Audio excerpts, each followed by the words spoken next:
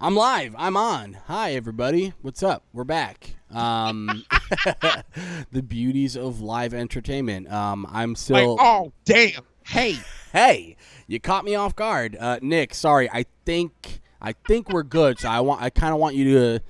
Yeah, we're good to go. So I'm sure you heard a little bit about what I was saying. We couldn't hear you, but I'm sure you heard a little bit of my intro about. The games later, but I don't know where you want to start, but I know right now there's a lot to talk about, so I'll let you take the floor here for now, so we could make sure your audio sounds good. All right. I'm gonna start off this stream by acting like a Triple H once again. Yeah, please. I am the game. For the next 15 minutes, I'm going to be talking like this and saying absolutely nothing. Hey, what's going on, dude? Hey, look, I am so excited that we're back on. Yeah. I'm not even gonna sit here and lie. Those 2 weeks were torture. I know, man. They were torturous. I wanted to come on here and put the Knicks on the appropriate pedestal, and I was going to put Tom Brady back in my MVP conversations because, it's so funny. It's so funny. Every time I bring up Tom Brady's name with MVP, everybody's always so uptight every time I bring it up. But here's what's funny. Why is it every time I come with stats and proof on why I think Tom Brady's MVP? I mean, all you have to really look at is with the same weapons last year, the Bucs went 7-9. Yeah. One man came in and put us in the playoffs. If that's not MVP worthy, then I don't know what is. But nonetheless, though, we're going to talk some playoff football. I'm actually liking the setup because if you're watching the show, in the back screen over Mack's left shoulder is the game. So I'm not necessarily out of the loop per se. But I'm gonna tell you what though, man. We can get right into it and let's talk some NFL. Let's get into it since the playoffs are hot. It's what's trending right now. Yeah. What's the score? Because I can't. I could see. Yeah, I was just about to give an update. So it's 27-16 now. While we were away, the Bills were gonna go for it on 4th down and 6, and instead decided to kick a field goal. So now up by 11 here with 7, almost 8 minutes and counting now. So it's Buffalo's looking pretty good right now. Yeah, dude, and I was watching a lot of this game before we came onto here, and I'll tell you what, man. What's his name? I think he's going to be a stud in the NFL. Michael Pittman Jr. And yeah. I'm in this group chat, and I was talking, and I was saying, it's funny. Michael Pittman Jr. is catching passes for the Colts here in 2020 or 2021, I guess, but 19 years ago, his dad was the starting running back for the Tampa Bay Buccaneers last time they won the Super Bowl. So how old are we getting that legit almost 20 years ago, your dad was running all over the Oakland Raiders at the time to win the Super Bowl back in 2002. But I think the Indianapolis Colts, in my opinion, kind of jagged a little bit in that second quarter, where instead of taking the 3 to make it 13-7, you go for, first off, on the 3rd down play, dude, just go up the middle. Right. My buddy Martell, who's a diehard Colts fan, was like, dude, we make 3 good passes and then we want to run a jet sweep. Just run the damn ball. Right. And that's what they did. You try to throw the toss play, Buffalo sniffs it out, and then you make which I thought was kind of a decent pass. I thought that's one that Michael Pittman Jr. could have caught, but he didn't. And then Josh Allen goes 93, 95 yards down the field for a touchdown on a couple of catches. A lot of people were saying that first catch by I can't think of his name, which kind of looked like he was out. Oh, yeah, Gabriel Davis. Really, if you look at that play again, when he lifted his foot up, it looked like it was nothing but green daylight. So I thought them upholding that play was correct. I thought the second one was correct. And, Indianapolis, you can't – I know Josh Allen's a good quarterback, and Buffalo has a really good offense now with Stephon Diggs, who had a monster year for Buffalo this year. But, man, you can't let a team go at least 97 yards down the field in a 2-minute offense. That doesn't make sense. And as you say that, Nick, Indianapolis goes down with only basically a minute 40, taking up a minute 40 and score a touchdown. So, wow. Buffalo's defense has not been good at all this game, and they just gave up another long one to Jack Doyle. So now Indianapolis, well, let's see what they do here. I mean, obviously it was 11 points either way, so, I'm not sure if you have to go for two. I don't know what I'm thinking here saying what if you go for two. So they'll try for two here and try and make it a 3-point game with 6 minutes left, but Buffalo just can't do themselves any favors right now on the defensive side of the ball because the offense is going. Yeah, dude. And, Buffalo kind of struggled down the stretch. Did they convert? Mm-hmm. They did convert, so it's a 3-point game. Two? Okay, cool. Yeah, dude. I was going to say, Buffalo's defense, actually, if you want to be real about it, Buffalo's offense kind of saved Buffalo down those last 3 or 4 games down the stretch for the Bills because, when we were talking in the beginning of the year, we were talking about how good this team was defensively, and, they were showing it. And, I know they've had a couple of injuries here and there, but Buffalo's defense has definitely taken a step back from the beginning of the year. And, you're noticing it now where you have to have Josh Allen come out here and make basically Jesus-like plays for Buffalo to keep staying in this game. So, Indianapolis obviously making it a game.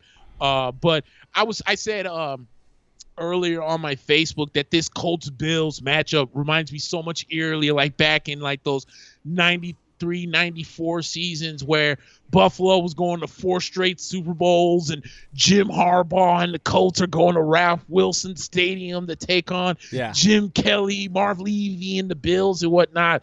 So, this AFC matchup kind of has like that real old school feel, but here's the question, and I'm glad we're talking about the Indianapolis Colts before we go to the other 2 playoff games, because it kind of Indianapolis, along with a lot of other teams that are looking for quarterbacks. Yeah. Deshaun Watson came out the other day and said that he wants out of Houston. Yeah. So that the Houston Texans right now are kind of in a little bit of a turmoil on what they're going to do. My question is Indianapolis would be a sweet team for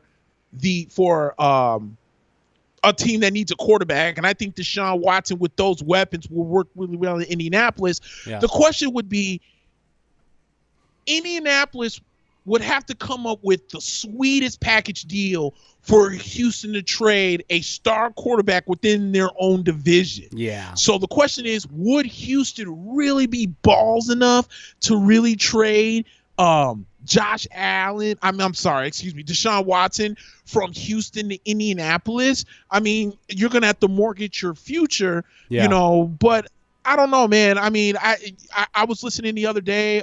Mike Greenberg was talking about how the Jets should sell everything to go out and get Deshaun Watson. Yeah. And my thing with the New York Jets is that I don't feel that the New York Jets' problem is Sam Darnold. The New York Jets' problem was the guy that they fired in Adam Gase. Yeah. He's not a head coach. No. He's kind of like Dirk Cutter. He's okay as an offensive coordinator. There is nothing that screams head coach about Adam Gase. No.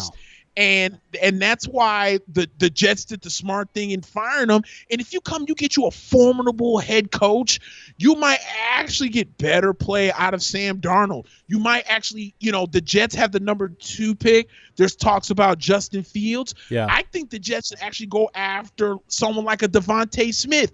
Give a weapon to Sam Darnold out there. So I think that once these playoffs are over, the Deshaun Watson sweepstakes, we already know the Trevor Lawrence sweepstakes is going to pretty much be Jacksonville, unless some Jesus miracle happens that doesn't go down. Yeah. But dude, once you get from 2 through 10, I think it's a crapshoot, because do the Jets take a page off of Fields in Ohio State? Do they trade back?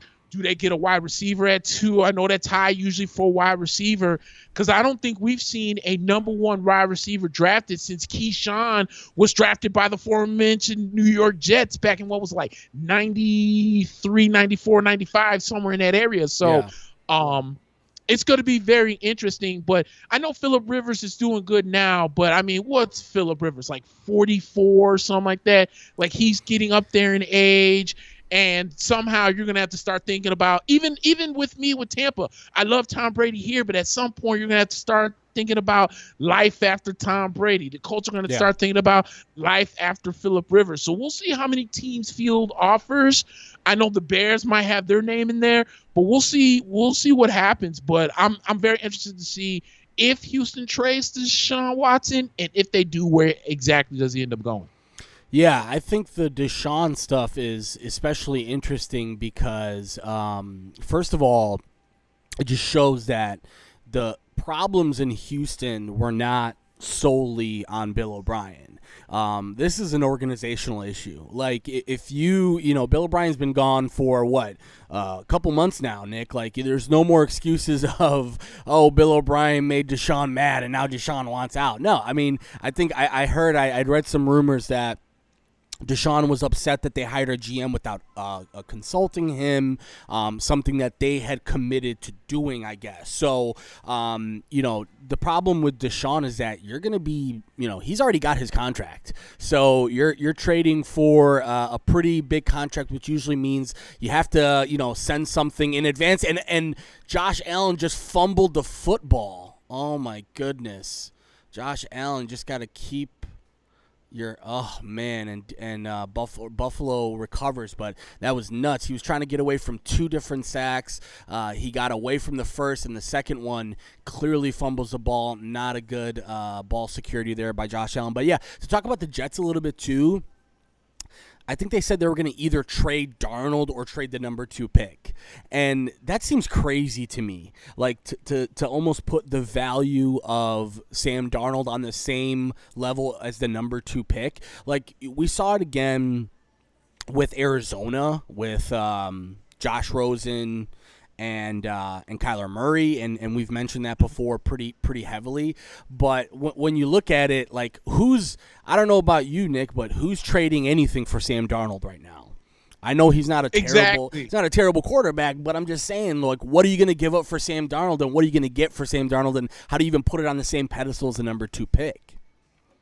I'm with you on that, and here's another thing too, because I think with Sam Darnold, like, here's where the Jets can screw up.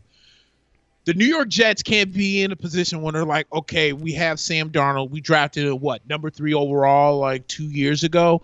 So 2 or 3 years ago. So we're gonna do a Philadelphia Eagles and ask for 2 first-round draft picks for Sam Darnold. You're not gonna get that. Good luck. Yeah. So if you come, okay, so the national championship game is Monday. Let's say win or lose for Ohio State. It doesn't matter if they win or lose. Yeah. If Justin Fields comes out and has another monster game like he did against punk-ass, dumb-ass, hoe-ass Clemson, does do the Jets now at this point say, you know what?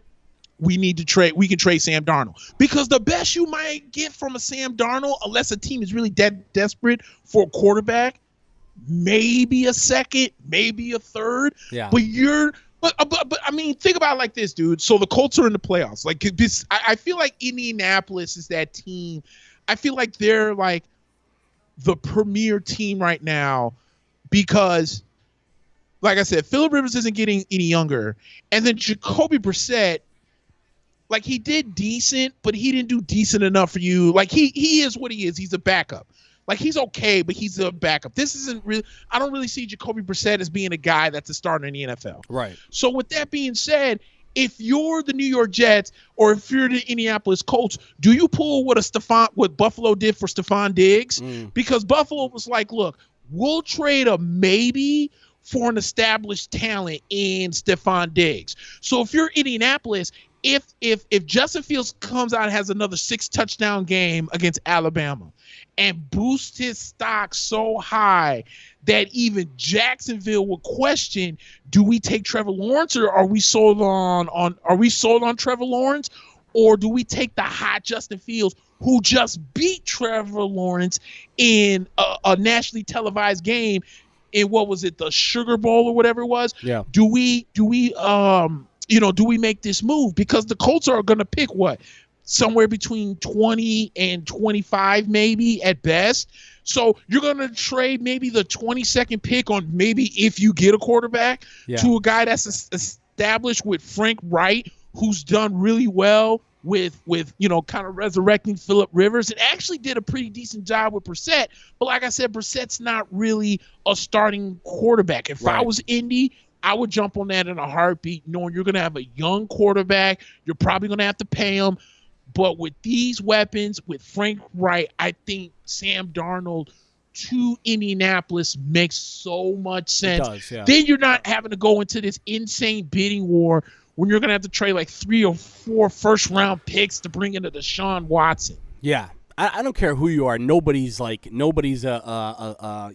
throw in for a couple first round picks. Like, even the Khalil Mack trade, even that was like, damn, like, I know Khalil Mack is great, but you gave up what? And even more so for a quarterback, there's going to be so much scrutiny there. But I want to ask you something, but I also, obviously, guys, we're live at Reps Place in Rolling Meadows. They're definitely, great atmosphere. Hopefully once things get back open, you guys can come in here and enjoy, but they're still open, so feel free to call and make an order takeout, whatever you do. And just to give you an update, the Colts did stop the Bills. They got the ball punted back to them at around the 20, and now with about just under 3 minutes going towards a 2-minute warning, they're trying to drive for 3. Let me ask you something, Nick.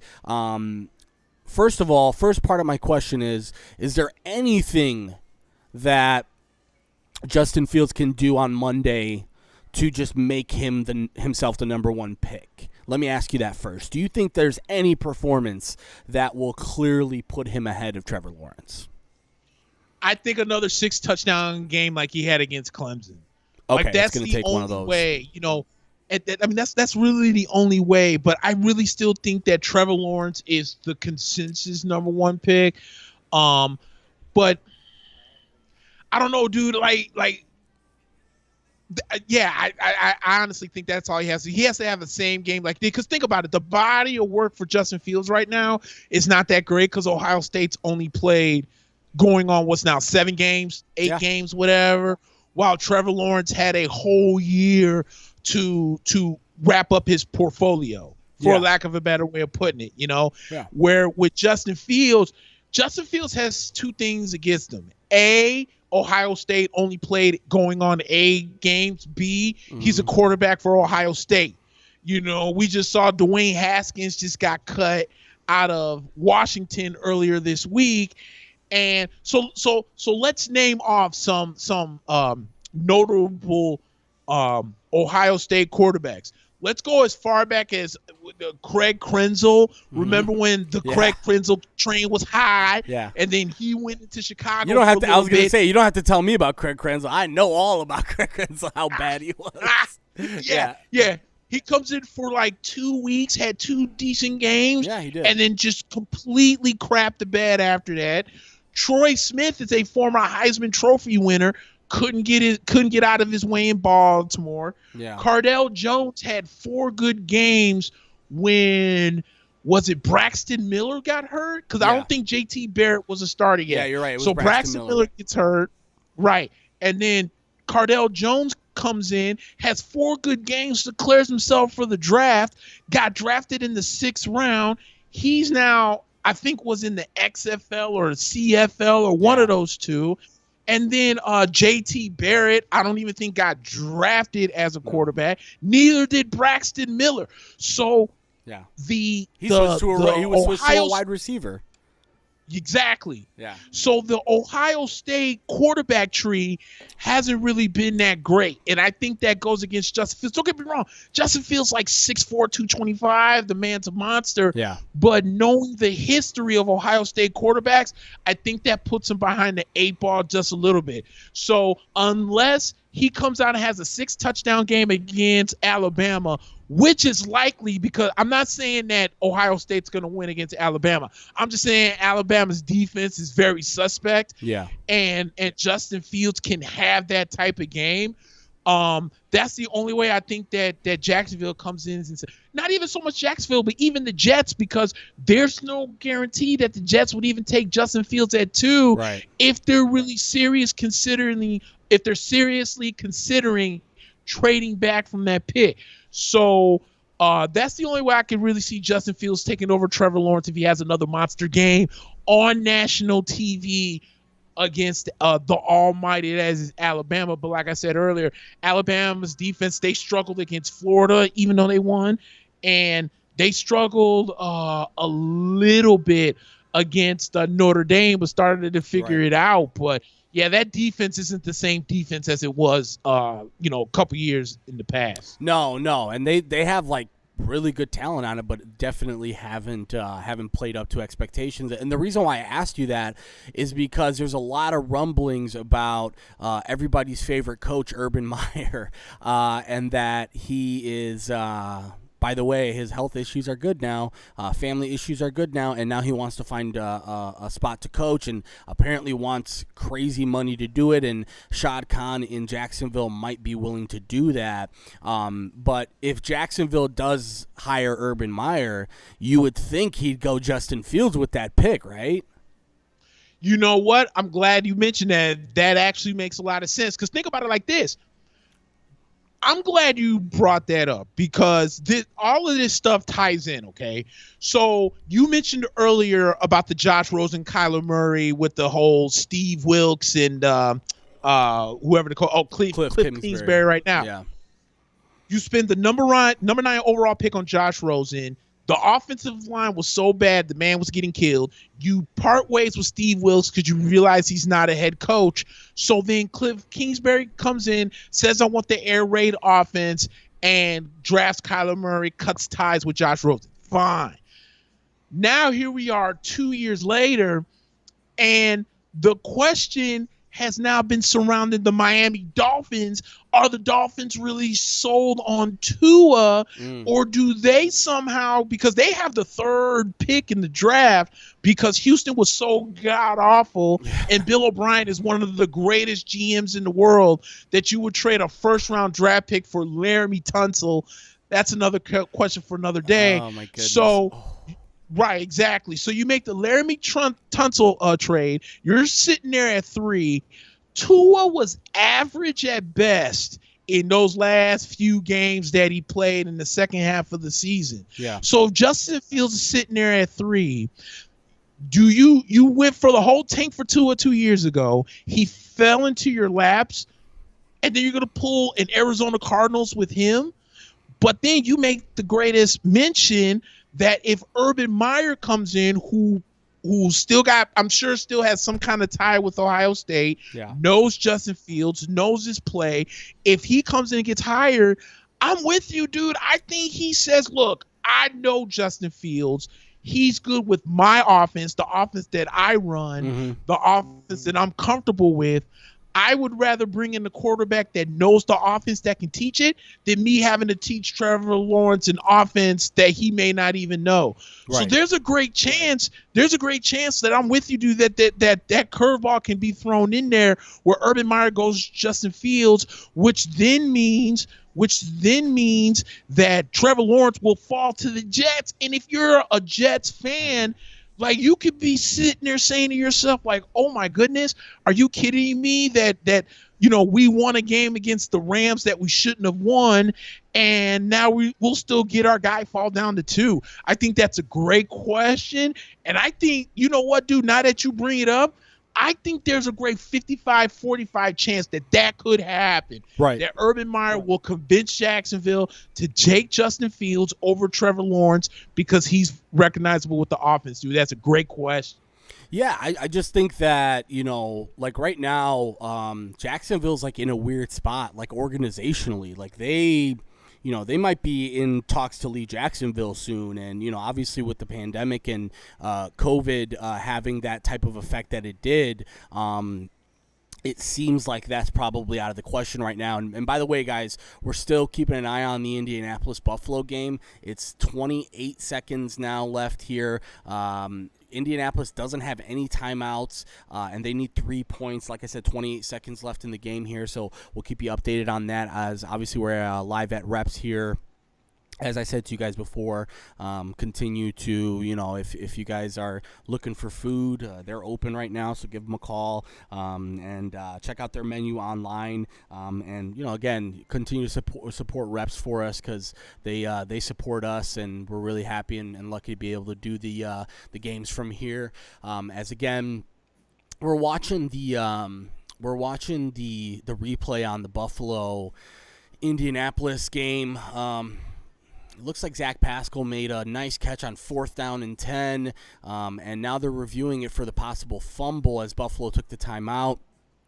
So we'll see what they call here. I don't know what the ruling is on this one, but yeah, to go back to what we were talking about, because I know that Justin Fields is not, I don't think, like a, Bro, that looks like a fumble. I don't mean to interrupt you. That looks like a fumble. It looks like, I can see it from the screen from behind your shoulder. Yeah. It looks like that's a clear catch. He gets up to make a football move, and as he's going down, that ball comes out. Unless that ball was moving during the process of the catch, dude, that's a fumble, bro. Yeah. See, the thing is, he catches the ball, and then he's on one knee at some point, and a Buffalo, so right at about here, he's on his knee, and Jordan Poyer has his hand on his back. So, you know what? He might have lifted his knee at the exact time that Poyer touched him. That looks like a fumble to me. I guess I'll have to agree right here. He's on his knee. Jordan Poyer touches him just as his knee is about to get off the ground. So this is going to be a really tough call this is the game right here. So I don't think anybody would want the game to come down to this. As by the way, I do want to, John Wolford. I think he was he's a financial analyst 2 weeks ago, was John Wolford. He is the 6th quarterback in Super Bowl era to make a first or second start in a playoff game. This is a second start for him. And Jared Goff named the backup quarterback. Do you see any benefit in that, Nick? I know he's got a dislocated right thumb, so he's still suiting up, but do you see any benefit in Jared Goff being suiting up but being your backup quarterback to John Wolford? Outside of the Rams being nervous that this game's going to go south really quickly, no, it doesn't make sense at all.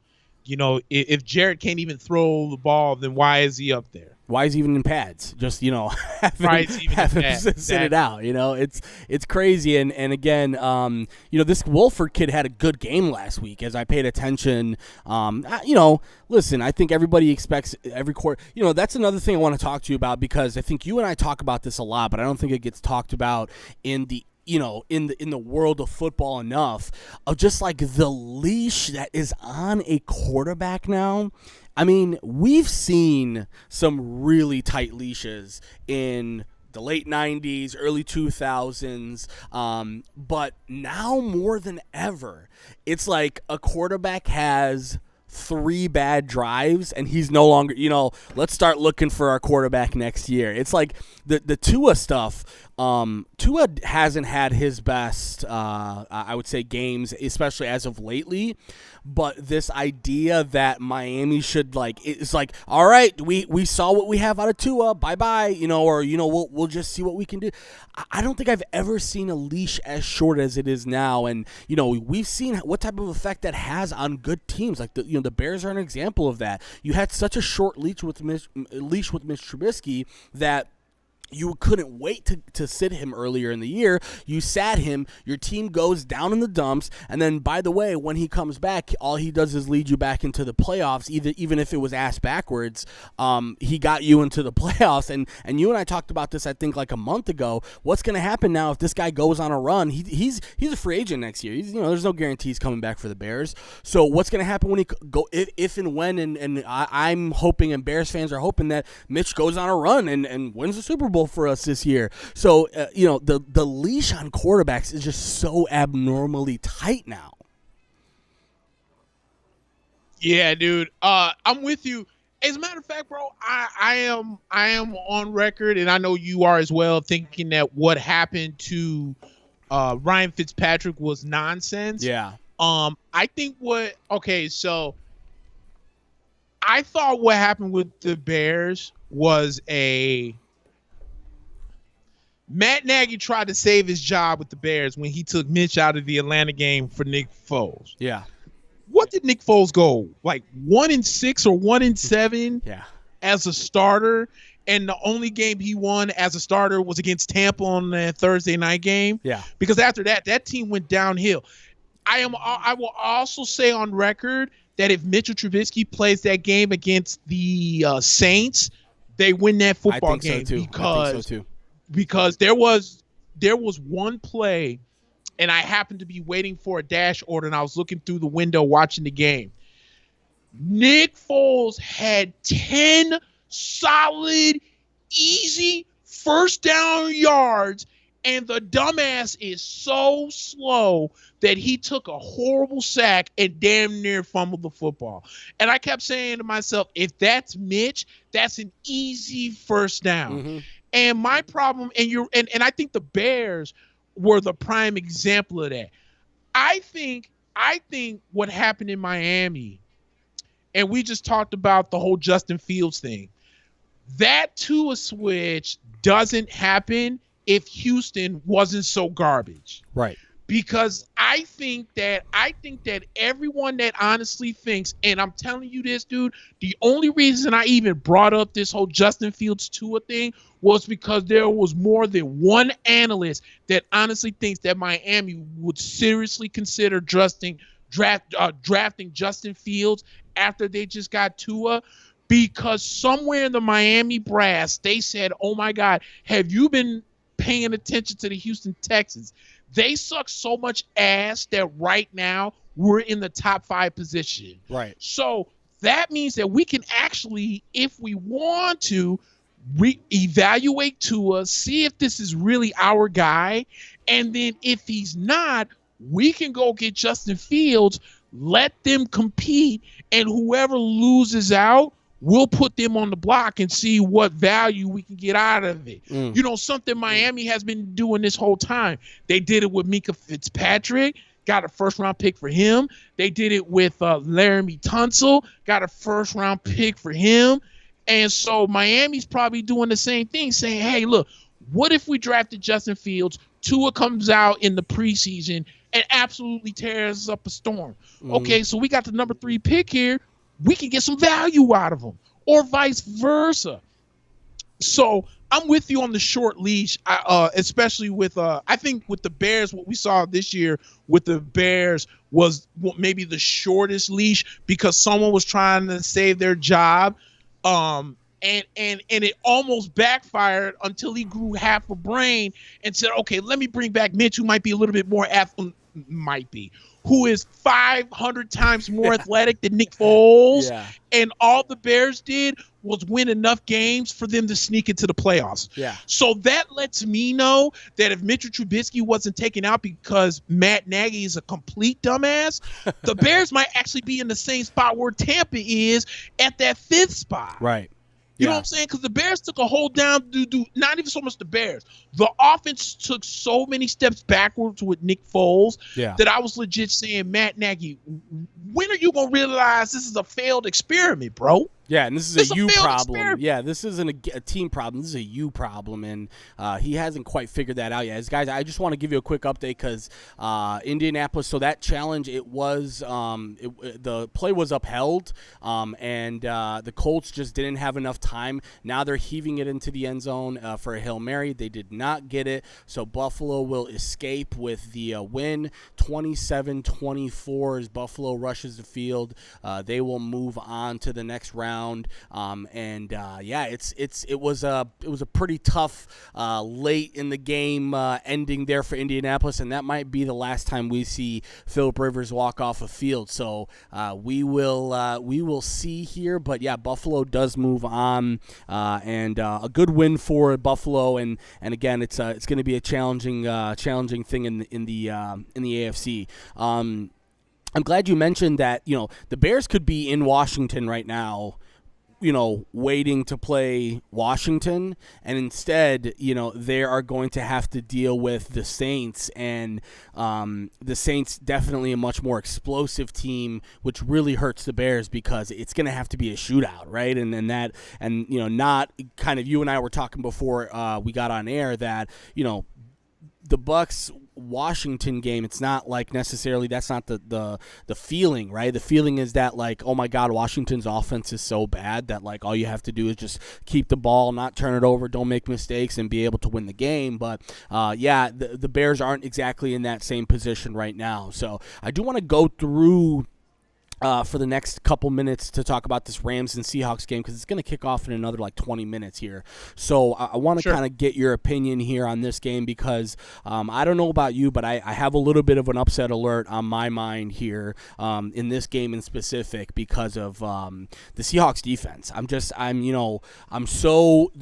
Seahawks defense, we knew they weren't that great, and then the Seahawks offense over the last 5 weeks has really regressed in some serious ways, and Russell Wilson has regressed in some serious ways. So the Seahawks are hosting the Rams right now, and by the way, they are a 3-point favorite at home, so definitely Vegas respecting the closeness of this game. But what are your thoughts on this game for the Rams and the Seahawks?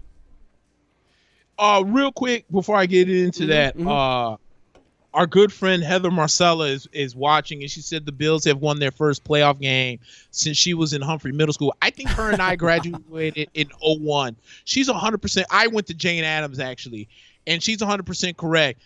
The Bills, it's been a long time. Like, the last time I remember the Bills winning a playoff game was, I almost damn near want to say when they was in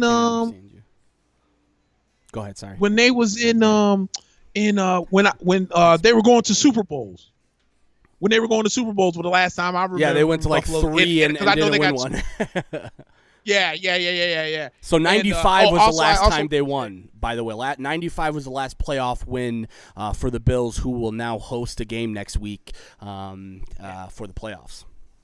Yeah, I was in Jane Addams. She said she graduated in 2000. Okay, cool. And then also, happy belated birthday to Heather, by the way, too. I did want to mention that. And I did promise that we'll talk hockey. We will get into that a little bit later because we do have news. But I'm on the fence with you on this one, bro. Mm-hmm. Like, Seattle's defense to me is a huge problem if Jared Goff was the one throwing the football. I think Goff being gone, the advantage now goes, in my opinion, to Seattle. Right. My thing is this, though. My question is, how good can Russell Wilson really be in this game? Now, when we were about halfway through the season, I would say about 9 out of 10 people had Russell Wilson being the MVP of the league. He was killing it. His numbers were great, this and that and everything else. Fine. He's kind of regressed a little bit. Yeah. If you look at some of his play, and I saw it through some of the eyes of the analysts, where Russell Wilson is already running for his life, there's not even any pressure around him for him to be scrambling. It's like he's been hit so much that he just assumes that there's a defender and he's rolling out of the pocket. It's like, dude, just stay in there. You know, we know that the Rams defense is really good, obviously, with Aaron Donald, Jalen Ramsey. I'm pretty sure Jalen Ramsey is going to be on DK Metcalf, who maybe he'll switch off because Tyler Lockett's no slouch either. But I'll tell you this, man, because there's no Jared Goff, I'm going to go with Seattle on this one. But it wouldn't hurt my soul if the Rams won it. Why? Because take a look at this, bro. If Tampa, LA, and the Bears all manage to win their games in the next 2 days, do you know that Tampa will host a game next week against LA while the Bears go up and play Green Bay for the third time? Yeah. That would be insane. I'm not saying it's going to happen. I'm not going to say it's going to happen. I'm just saying the scenario is there. Because of all of these playoff games that's going on, the only two that I wish to God happens, I know that we're going to take care of the Washington later on tonight, but I swear on my life, if the Bears somehow pull the upset and beat the overrated punk hoe-ass New Orleans Saints tomorrow, I wish I could be with y'all to celebrate because I can't stand the Saints and their dumbass fans and everything about that whole team. I hope Khalil Mack freaking rocks Drew Brees to where Drew's like, hey, man, look, you're going to have to bring in Jameis or Taysom. I can't do it anymore. I hope it happens, okay? So, but no, my heart is thinking the Rams will win. But if I was going to give you like my professional opinion, I really think the Seahawks take it today because they're just the Rams are shorthanded with what's his name, with Jared Goff. But then at the same time, think about this too, dude. Maybe Cam Akers gets going. Right. Maybe the Rams get the run game get going just to kind of take the pressure off the passing game.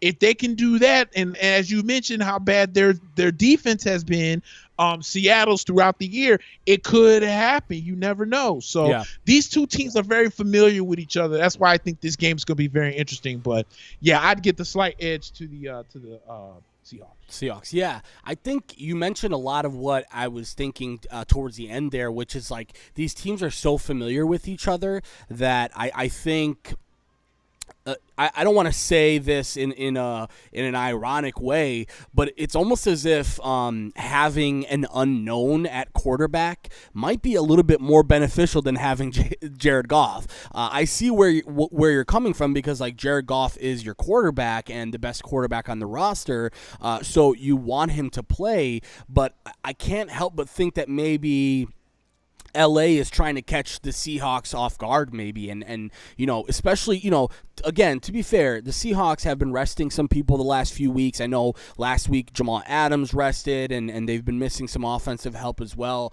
But right now, you and I have talked about this. This Rams defense is for real, and the Rams defense, if they can give the Rams offense let's say, you know, a first half where they only give up 7 points to Seattle or 7 points or below, this is a really, really tough game for Seattle because that defense of the Rams is just no joke. They have all the weapons they need, and, you know, DK, I don't know if he will be shadowed by Jalen Ramsey, but you have to imagine that with Jalen Ramsey versus DK, and then that really strong Rams front, you're taking away some of the strengths of Seattle here. But I agree. I think typically you would look at this and say Seattle has the upper hand and is going to be, you know, coasting towards this, but I kind of am going with what you're talking about and a little bit more about what Vegas is thinking with this one too, which is that it's going to be a close game. I think it'll come down to a field goal or, you know, let maybe a last score wins type scenario too, but I think Seahawks have a little bit more continuity right now, so I would agree. I think the Seahawks probably take this one. Yeah, just looking at a couple comments in the chat room, AJ earlier said he thinks that Deshaun Watson is probably going to go to Pittsburgh. Pittsburgh does need to think about life after Big Ben. Yeah. And it should be this year. Yeah. It should be this year. So we'll see if they could put a package together. Yeah, Pittsburgh is a team. the Saints are going to be a team. Because think about it like this. I know the Saints have Taysom Hill. Taysom Hill is, I don't really see him as a starting quarterback. Like, think about it. They lost that game to Philadelphia, and they couldn't wait to get Drew Brees with 2 ribs back onto the field. They didn't even give Jameis a look. And I think that kind of I don't want to say bothered me, but it definitely caught my attention, because if Taysom Hill is just your gadget quarterback to get those 2 or 3 yards when you're in 2nd and 2, and if Jameis Winston is supposed to be your normal quarterback, then why did you leave Taysom in and not bring in Jameis? So either the Saints just felt that Taysom was better. Maybe they don't feel that Jameis was ready to come in. I'm not sure what the case is, but I still think, and all things aside, everyone knows that I'm a diehard Florida State fan, so and I hate the fact that Jameis went to New Orleans. I still think he has some bullets in the chamber. So New Orleans is a team to look at, because I think Drew's on his last leg. I think if the Bears beat him tomorrow, that's the last you'll see of Drew Brees. I think he's going to call it a career. Or if he doesn't call it a career this year, next year will be the farewell tour. Let me see what we said. Pittsburgh, New Orleans. I mean, there's a plethora of teams that could, hell, Jacksonville could use them. The Jets could use them. I mean, there's a lot of teams that could use them. The Bears aren't, let's be clear. The Bears aren't committed to anybody next year, right? They have, Mitch becoming a free agent, and there's anything less than, I think, either a Super Bowl appearance or an NFC Championship appearance, he's probably not coming back. And there's not much available. One thing that's really constant in the group chat with my buddies is that the Bears they don't have any sort of plan for the future right now. They can't possibly have a plan for the future right now because, first of all, they've got so much money committed to so little guys. The quarterback position is still up in the air. Most of Nick Foles' contract, I believe, has already been paid, so you don't really gain anything from letting him go at this point, I think. So this is a really weird situation for the Bears, and if you look at it, like, Jameis, you could do a lot worse than Jameis. Hey, I'll tell you this though. The one thing about Jameis that most people will appreciate, and I saw a few Bears fans say this, and they were like, "Dude, why didn't the Bears go after Jameis Winston?" And the only real reason why I said that actually makes sense is because Jameis Winston is known for taking average wide receivers and getting them paid. I'll give you the primest example. Actually, there's 2 examples. Adam Humphries, who's now in Tennessee. Yeah. When Adam Humphries was in Tampa, he was Jameis Winston's favorite target for a little while. Yeah. All the attention on Mike Evans, all the attention on Chris Godwin. So who's the open guy? Adam Humphries. When he needed a first down, who he looked for? Adam Humphries. So, and then once Adam Humphries became a free agent, he signed that big deal to go to Tennessee.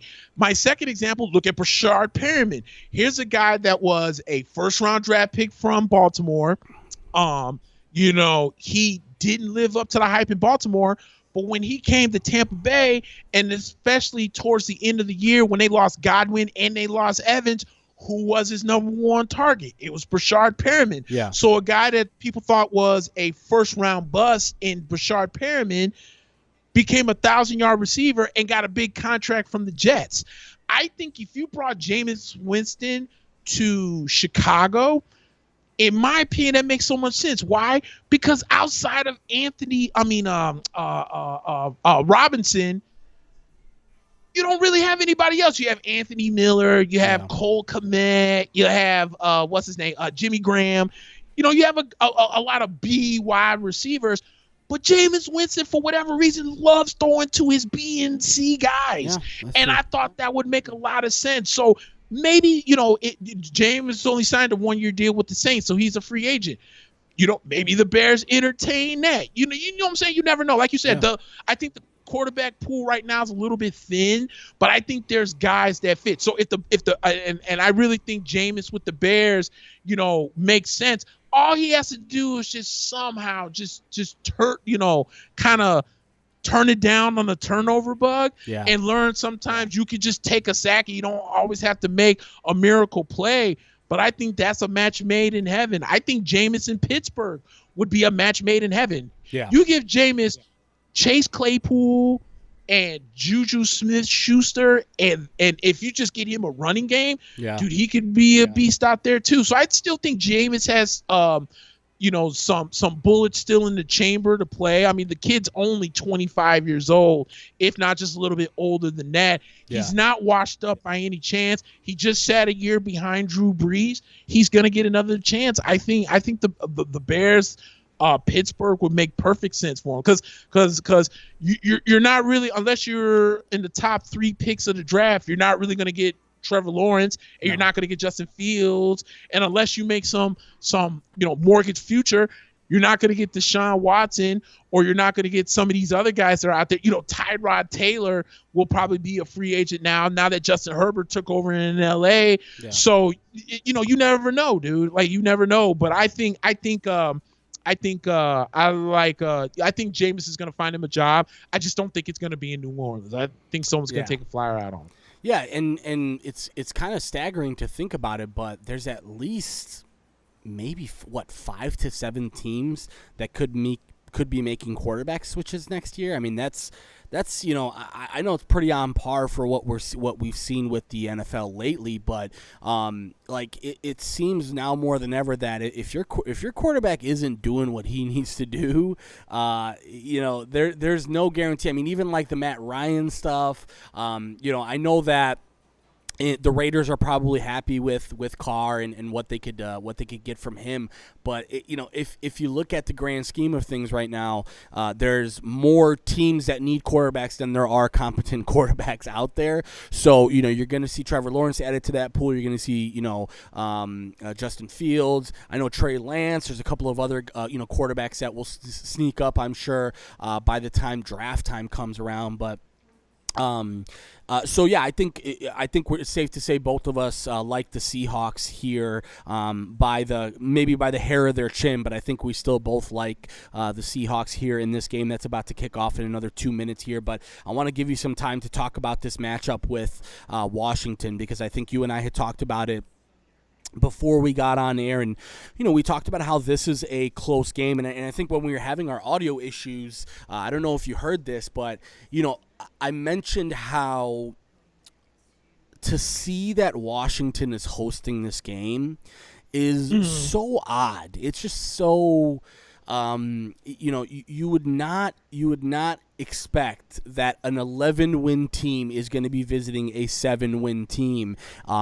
You and I have been talking about it since we started the show that this needs to change, but this is now more than ever an example of this, right? I know Tampa Bay is still favored and still in a very good position, but I'm sure you guys would rather be home cooking right now than in Washington.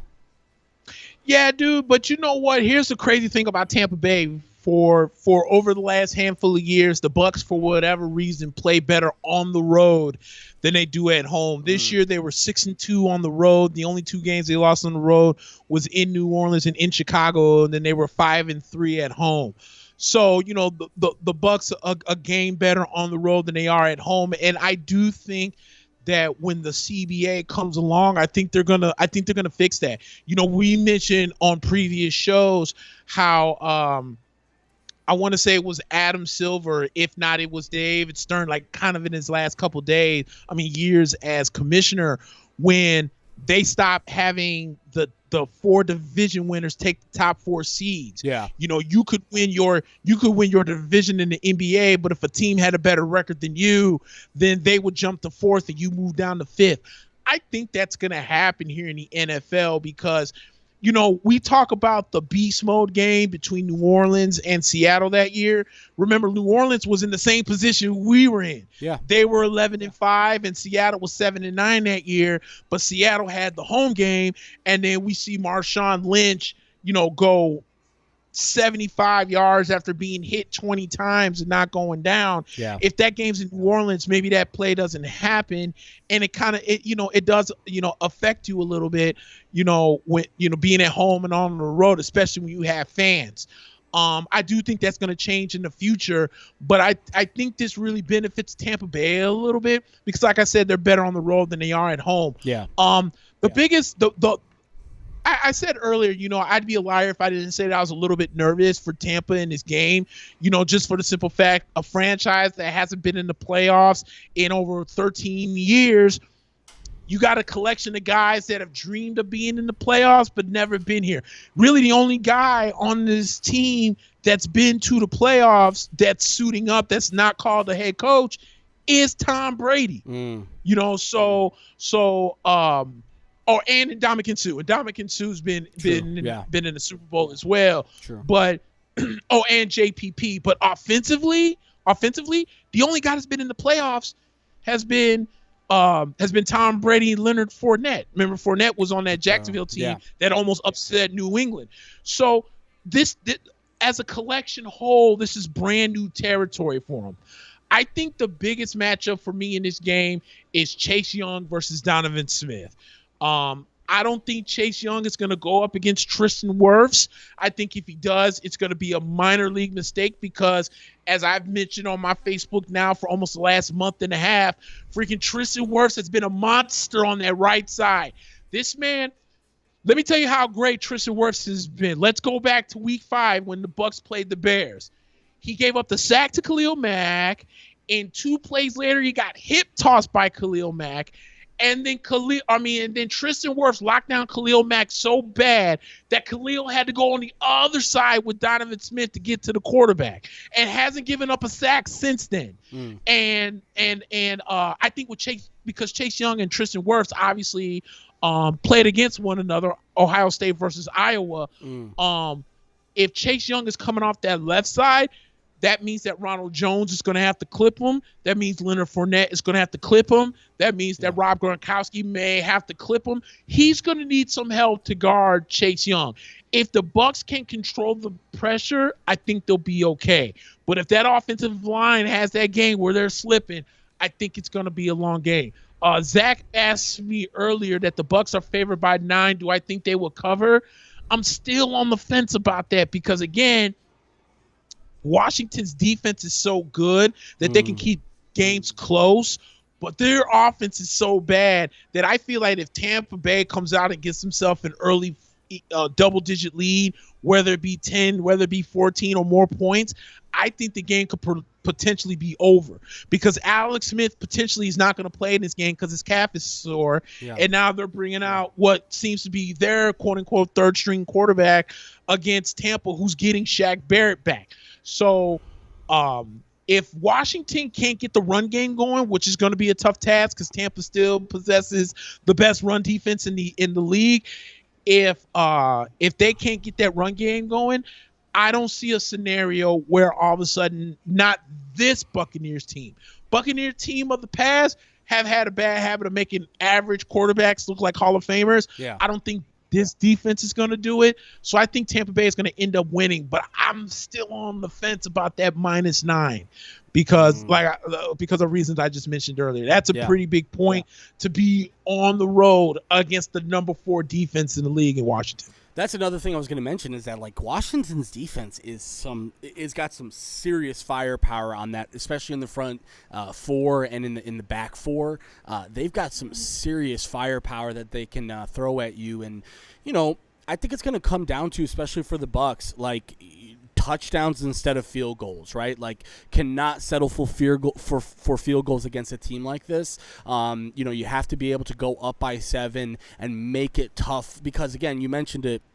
I think it's Taylor Heineke. As far as I know from the guy, I think he was previously playing in some other defunct leagues.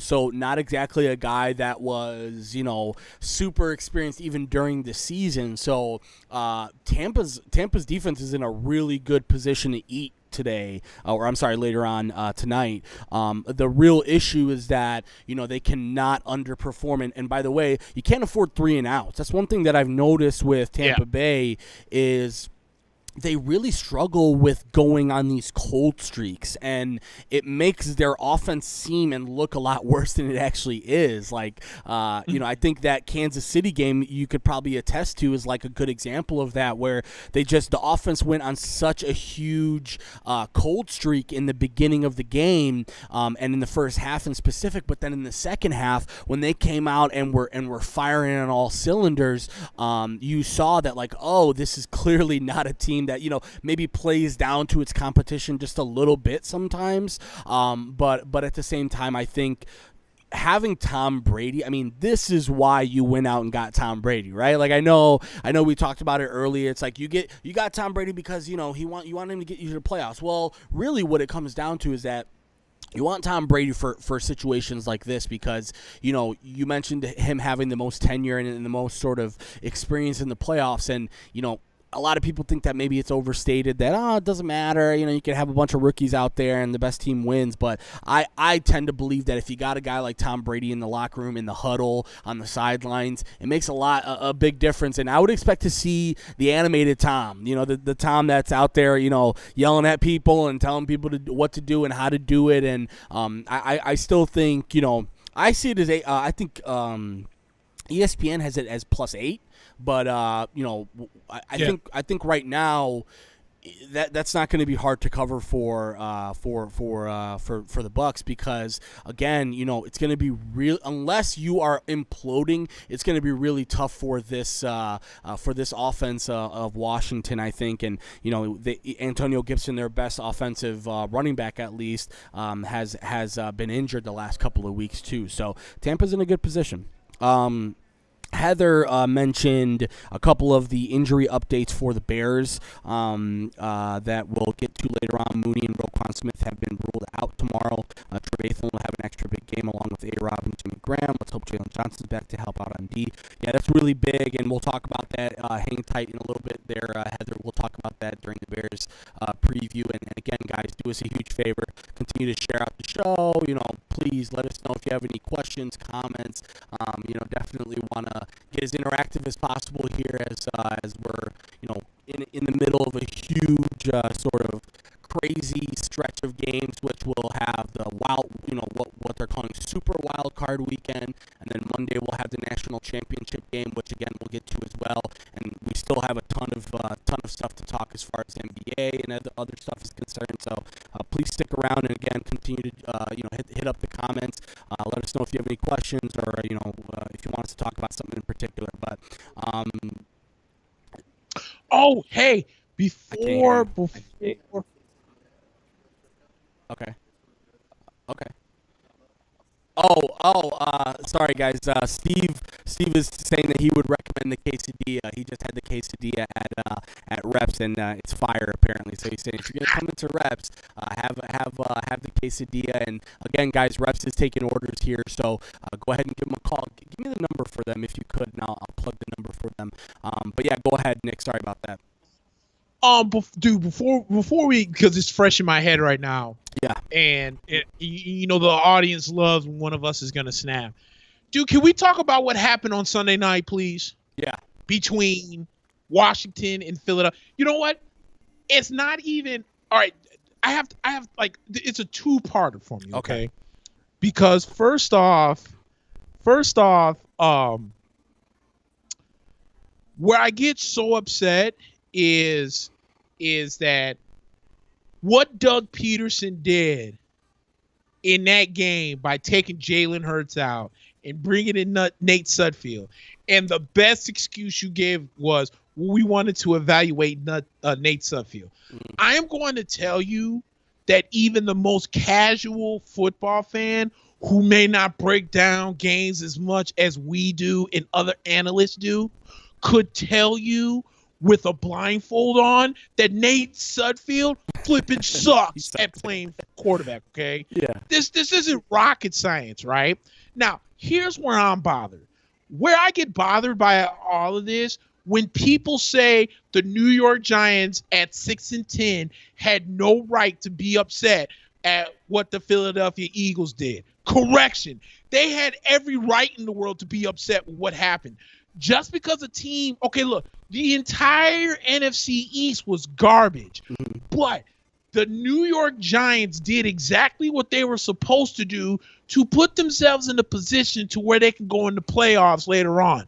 For a team as bad as the Philadelphia Eagles are, to throw that game against Washington is a black eye and a total joke, and Doug Peterson needs to be fired for what he did. But I had a huge issue with everyone. Like, Joe Judge came out and said, like, look, you're supposed to play to win the game. You're supposed to play within the integrity of the game. And we all know that you brought in Nate Sudfeld because you were trying to lose to stick it to us. Because think about it like this. If Philadelphia would have won that game, they would have picked 9th. If they lost that game like they did, they now pick 6. I cannot see the Philadelphia Eagles really trying to throw a game because they want to get 3 spots up. Do you get what I'm saying? Yeah. So for everyone to sit out there and be like, oh, well, the New York Giants have absolutely no room because if you would have just won a few games earlier, the Giants weren't even supposed to be 6-10 and in contention to even be making the playoffs in the first damn place. Yeah. They started off real slow. They had no Saquon Barkley. Andrew Thomas was a revolving door. Daniel Jones was forever getting hit. Evan Ingram, and he still did it towards the end of the year. Dropping passes. I don't understand how he hasn't figured that out yet. But the New York Giants were in a position to win or go to the playoffs, and the Eagles flubbed that, and everyone's best excuse was, well, the New York Giants win a few more games. What a total joke. F you to Doug Peterson. F you to the Philadelphia Eagles. And I actually feel bad for the Giants. I didn't want to face them again because I think they would have had enough confidence to beat us, like they almost did on that one Monday night game. Yeah. But you can't sit here and tell me with a straight face that that what Philadelphia did was okay and the Giants have no room to bitch. That's BS. You can't tell me otherwise, man.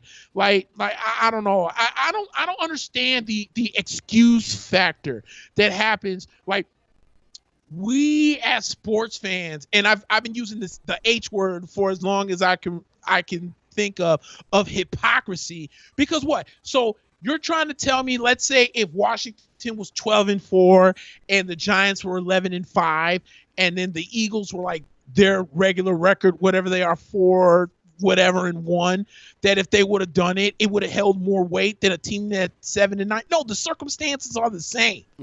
You get what I'm saying? So no, I'm with Joe Judge, and I'm with the Giants, and the Philadelphia Eagles can kiss the fattest part of my ass because what they did was absolutely terrible. That's terrible, dude. Yeah. Dude, Helen Keller could have told you that Philadelphia was throwing that game. Yeah. That's Nick, how I'm going to tell you why. I want to tell you why I'm on the fence about this, man. I'm really on the fence about this. I'm not on the fence about like throwing, obviously tanking. The one thing I want to be clear about is like all these people who have jumped on Philadelphia as if they were the only team or they're the only team to have tanked this season or in previous seasons is silly, right? This is a precedent that's been set a long time ago where teams basically who are out of it for the last 3 weeks of the season pretty much do whatever the hell they want and they can make whatever excuse they want. And the real reason I'm on the fence about this is because one thing, I don't think people are considering this. Carson Wentz is not going to be back in Philadelphia next year. I don't think Carson Wentz will be back in Philadelphia next year, and that makes me believe that I think they think Jalen Hurts is their starting quarterback next year. I don't know that for sure, but what I do know is that, and I have to get your opinion on this and see what you would think, but what would happen if, and I hate playing what-if scenarios, but just to play devil's advocate, what if Jalen Hurts gets hurt in that game and he misses next season? Does that maybe make people think a little bit differently? I don't think so. I don't think people are going to go, well, that means that you should have put in Nate Sudfeld, because let's remember Carson Wentz was inactive for the game, so he wasn't even an option to put in. So obviously, the Eagles did everything they could to lose the game. They did it before the game even started. Remember, Nick, there was, I want to say, 16 inactives for the Eagles, and I think like 10 of them were better, meaning like probably 10 of those 16 could have played if they wanted to, but didn't. It was very clear that what the Eagles did was, A, put themselves in a position for a better pick, which I know you said there's not a big difference between 9 and 6, but I will say this. There are a lot of scenarios where you get a player at 6 that you wouldn't get at 9. So, that's true. It's just really hard to play, to be super, super upset about this when, let's remember, Nick, it wasn't so long ago that Miami last year, spent the first 6-7 weeks of the season sabotaging themselves so that they could put themselves in a better position for the following year. And, would you say that that backfired? No, they had 10 wins this year and almost made the playoffs if it wasn't for choking in the last game. So, I'm sort of indifferent on this. I hate tanking because it obviously ruins the integrity of the game. But everybody who's sort of ready to, crucify Doug Peterson and which Nick, you of all people, and everybody who watches this knows, I hate Doug Peterson and the Eagles. Like I've been calling them the worst team in the league for the last 5-7 weeks. They've had better records than the Bears, I think, and I'm like, this is the worst team in the league. So I'm not here capping for Doug Peterson or capping for the Eagles. I don't like them genuinely, but I think the number one thing to take in consideration is man, it's really hard to ignore the business aspects that the Eagles are playing for next year. And if Jalen Hurts is, let's hypothetically say Jalen Hurts is the guy that you think is going to be your starting quarterback next year, you probably wouldn't have started him at all, right? So maybe there's a little bit less validity to what I'm saying here based on if Jalen Hurts, if there was a risk for Jalen Hurts, don't even start him. Just have Nate Sudfeld play the whole game and whatever. Right. So again, I'm just sort of on the fence about it, but I think this ruins the integrity of the game. But do I see? Here's what I would say.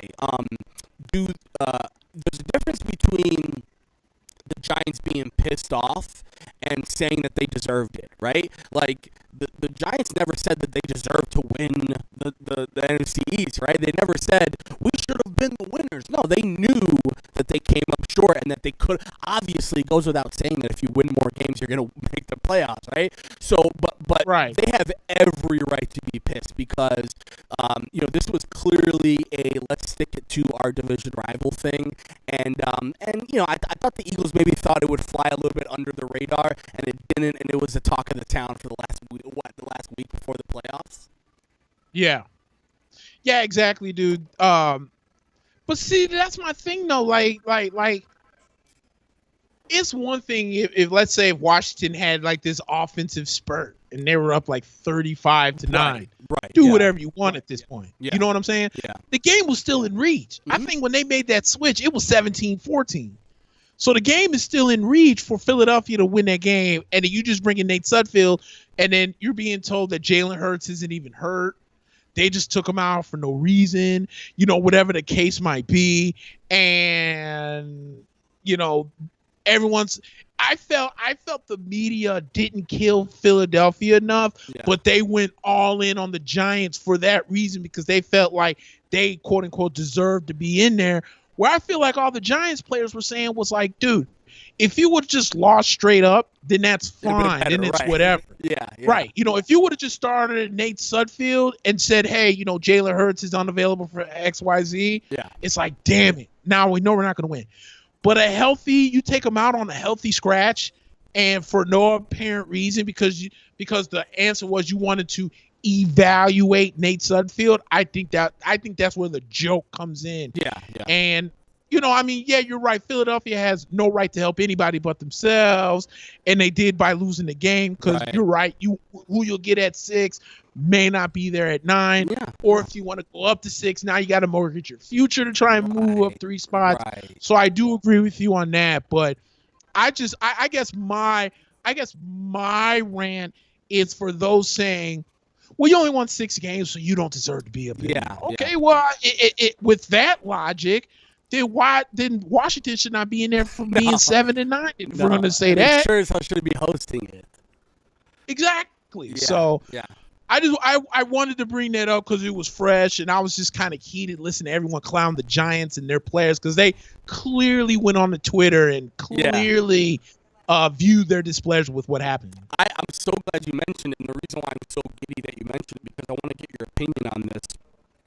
Because I have a little bit of a prediction. I haven't read anything on this, but I mentioned Carson Wentz to just a few moments ago and how I just don't think that the Eagles see their future with Carson Wentz. And we've talked about it previously on the show. They gave him the extension. He's already got money on his contract right now, and I think they would probably, I think they would tell you that they're ready to unload that if they can.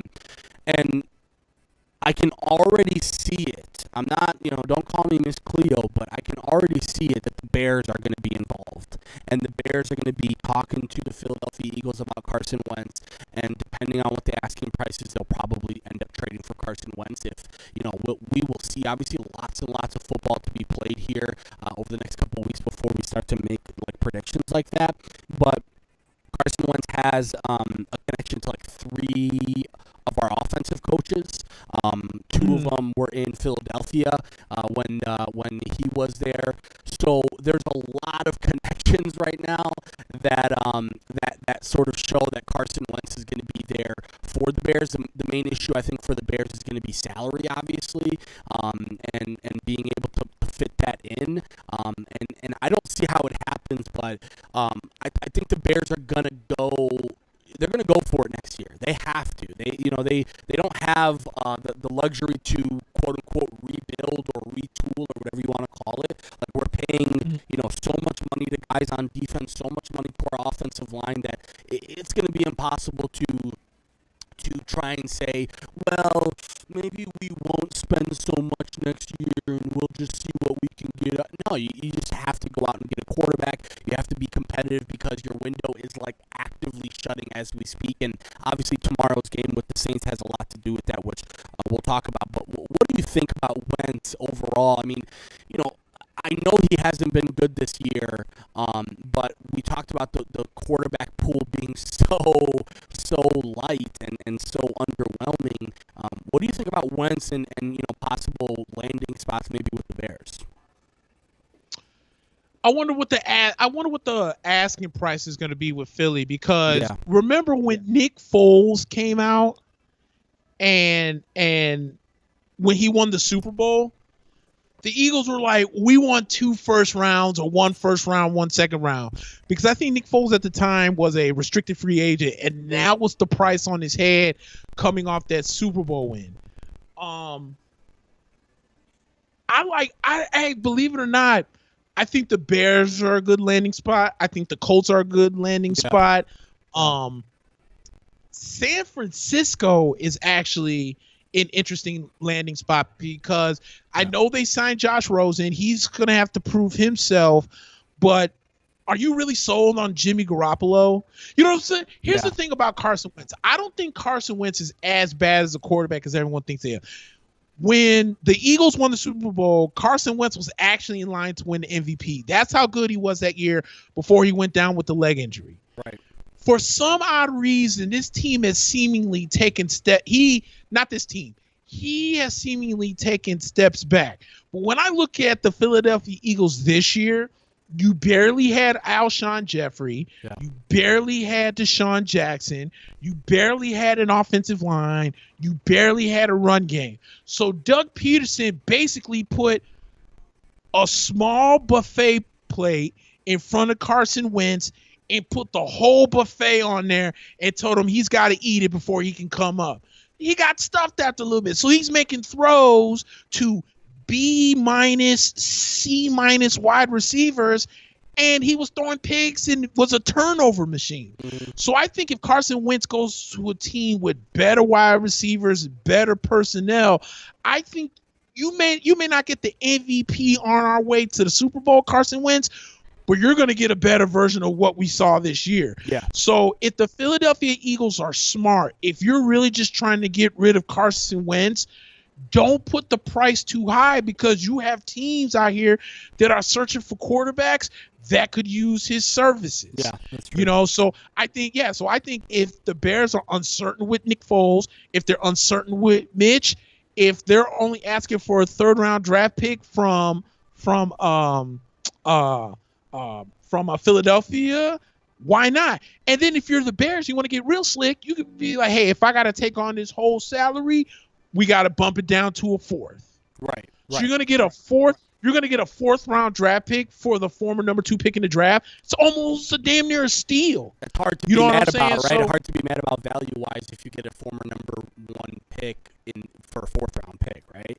Exactly. Because you're not going to get a first. No one's going to trade a 1st-round pick for Carson Wentz unless you're desperate. That probability now gets cut down to maybe 40% will go 40% will go for a 2nd-round pick.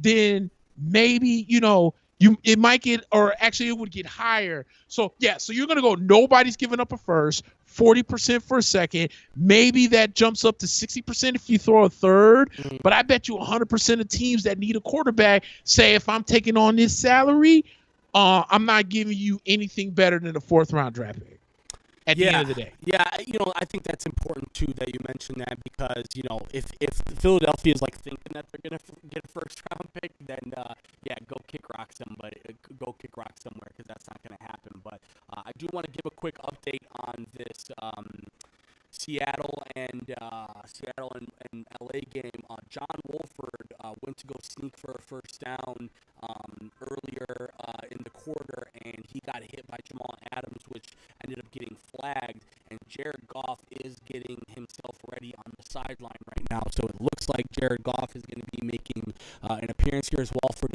is walking off the field right now without his helmet. That probably means we will not be seeing John Wolford come back, and we're now going to be looking at Jared Goff, who again has a couple of issues with his hand right now, and man, that hit from Jamal Adams was really rough, and Wolford could barely move his neck. So we'll keep an eye out on that for you guys. So I probably don't have to ask you, but give me your because I know we want to talk about the games and then get into some other stuff too. But give me an idea, or answer here on Tampa Bay. You think you're thinking they're going to cover this one against Washington tonight? I'll say they'll cover. I'll say they'll cover the 8. Yeah, I'll take Tampa minus the 8.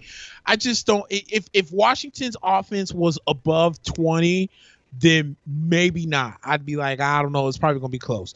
Dude, they're the last ranked offense in the entire NFL. That's going against the number 1 defense, the number 1 run defense in the NFL. So I have no faith that Antonio Gibson's going to do anything.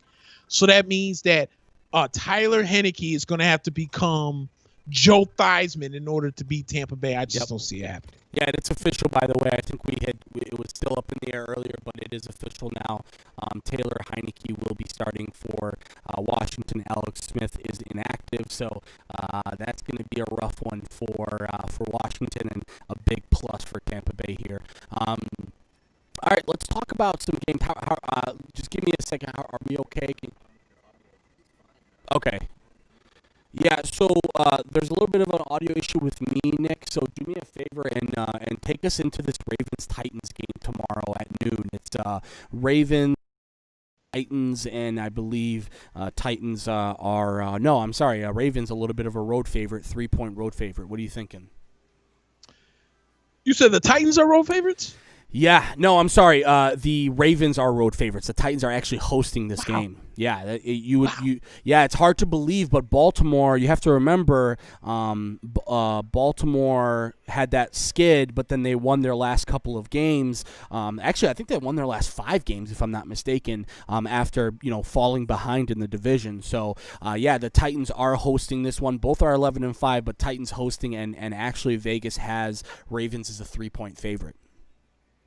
I wonder if Vegas put sometimes I wonder if Vegas put Baltimore as favorites because of how the Titans almost missed the playoffs last week. Yeah, they did. There was an actual legit scenario in where the Titans could have legit missed the playoffs last week. Yeah. And that's kind of how far they went down. You know what?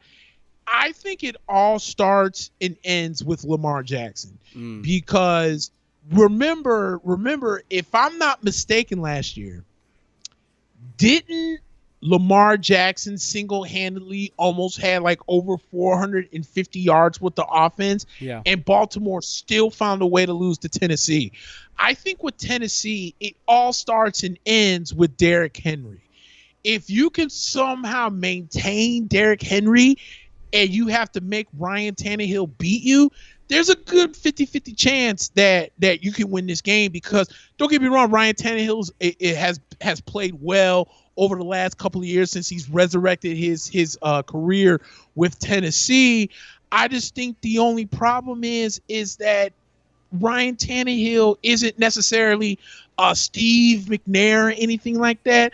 So I wouldn't put too many hopes on him. You know, I know they went to the AFC title game last year, but I think a lot of that had to do with the bulldozer that is Derrick Henry. So I think if Baltimore's defense can somehow maintain Derrick Henry, then they can stay in this game. But at the same time, this is the time where Lamar Jackson has to really step up. And I think this is the time where Lamar Jackson has to really silence the critics. But my advice to Lamar Jackson is just run your race, bro. Do what got you there. You know, don't do a Donovan McNabb. Don't change who you are because of what the media says. If you're a running quarterback and you know those lanes are there and you know you can take them, take the lane. Don't stop to throw the ball because you don't want people to think of who you are. And I think that could happen in this Tennessee game because, look, Tennessee's defense is so up and down.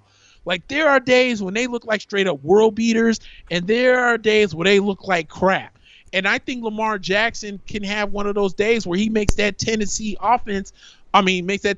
defense look like straight-up crap. So in this game in particularly, because you're right, Baltimore came in hot, and Lamar Jackson had himself a hell of a game. I know it was against Cincinnati, but still, it was one hell of a game he had last week. Tennessee kind of stumbled away, but made it in there just to win the South. But I don't know, man. I think Lamar Jackson's ready to finally silence his critics. Say, let me remind you why I won MVP last year. Let me remind you why I'm one of the most explosive quarterbacks in the game, and you're going to see it this week. So I like Baltimore minus the 3 in this one. I think they can go on the road and be, because they're real evenly teams. They're evenly matched teams in Baltimore and Tennessee. They both run the ball well. I think Tennessee throws it a little bit better than Baltimore, but that doesn't mean Lamar Jackson can't have that game. And I think their defenses are pretty much even. So, but I want to see Lamar Jackson succeed, and I think he has the tools to do it, and I think he's ready to show himself. So I really do like Baltimore in this game. Yeah, me too. And sorry, guys, I know we were having some audio issues, but we should be good to go now. I actually, you kind of took the words right out of my mouth when it comes to Baltimore, because it's like, it seems like it's Lamar or bust for them, right? Am I crazy in thinking that it's Lamar has an amazing game and gets us to where we need to go, or we lose the game? And it doesn't seem like there's very many in-betweens. Like, I can't think of a game this year where Baltimore won the game and Lamar had a so-so or even a bad game. It's very hard for them to do that. So another thing to mention with that game is that we've said it before a lot, but Baltimore playing from behind is so much different than Baltimore playing with a lead. So them getting a fast start is really important here, as on 1st and 25 from his own 5-yard line, Russell Wilson gets sacked at the 1-yard line, so their backs against the wall. Who else but Aaron Donald?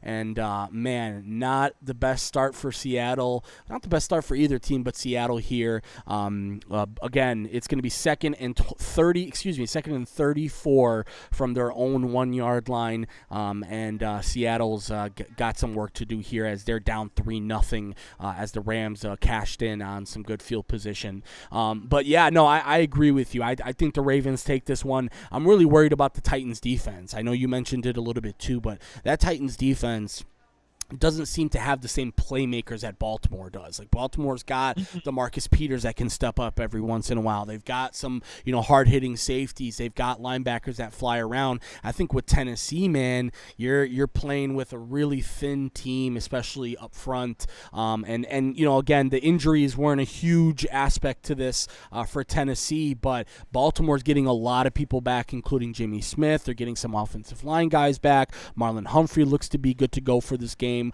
early tomorrow. So, yeah, I like the Ravens in this one. And, again, minus the 3. I will take that every day. Let's talk about them Bears.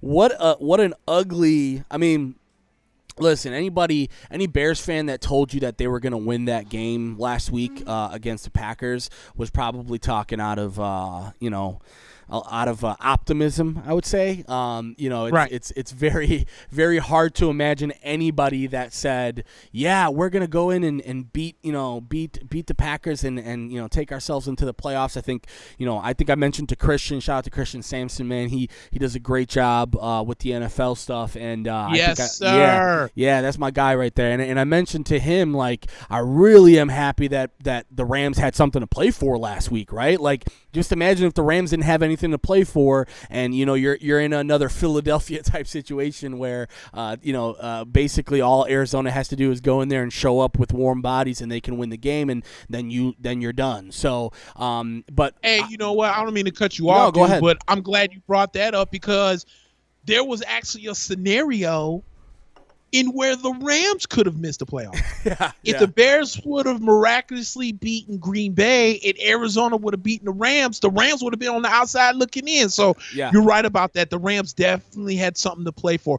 It was seeding. It was actually both for seeding and for their own playoff lives, believe it or not. And the Bears would have been playing Seattle right now, and Arizona would have been playing New Orleans. So very interesting how it worked out. And there was a lot of scenarios that were up in the air last week, but obviously the Bears were overpowered by the Packers offense. I mean, they stayed in it. I have to give credit to the Bears.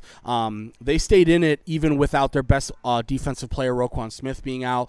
But I think I talked about it earlier in the show, having a linebacker-heavy defense against a team that can put 5 wide receivers out there is never going to be good for you. And the Bears were missing their number 2 and their number 3 cornerbacks last week, including Roquan Smith, who exited earlier in the game. It is a really, really tough game right now. And this game, I mean, to give you what Vegas is thinking, they're thinking that New Orleans is going to run away with this one as New Orleans a 10-point favorite at home. Clearly no respect for the Bears defense, but Buster Screen is out again tomorrow. Darnell Mooney, who I don't know about you, but I think he's probably been the best Bears wide receiver the last 3 weeks because Allen Robinson has had a couple of tough games. And then Roquan Smith, he's out as well. So lots of Danny Trevathan tomorrow. Man. And by the way, New Orleans is going to be missing Trey Hendrickson, their best pass rusher. But man, oh man, it's going to be a miracle. It's going to be a miracle game. It's going to be like Trubisky against, here's the thing about Mitch, okay?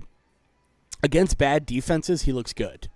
And against good defenses, he looks at best average. Pedestrian sometimes at best. Yeah. So I think the main issue right now is that, with New Orleans, they have the type of firepower, especially in the secondary, to create turnovers, and I'm just very worried about Mitch's turnover habit, and it's going to be really hard to run the ball.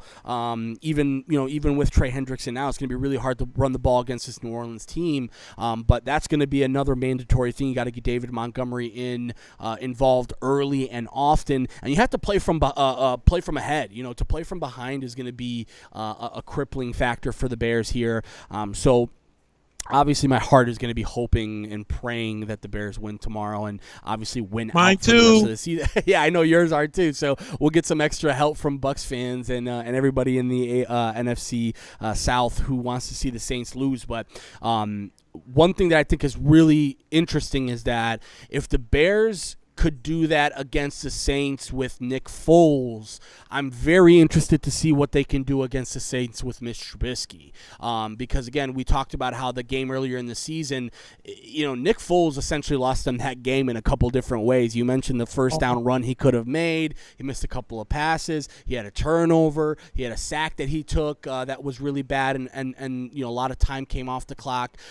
So we will see, man. I'm obviously gonna be saying that the Bears probably are gonna have a really tough time. I would say, listen, if you're a betting person, I would be looking at that plus 10 really long and hard, because I think 10 points is a lot to give a team during the playoffs. So I would look at that, but I just think New Orleans right now, with Kamara, we mentioned it I think earlier in the show, but if the game were to happen today, Kamara would not have been able to clear protocol enough to play. But the game just so happens to happen tomorrow, so he is going to be available. So will Michael Thomas. So it's going to be a very interesting game. But again, I think New Orleans has the upper hand.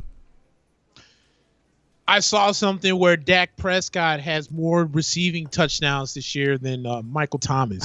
I want you to That's hilarious.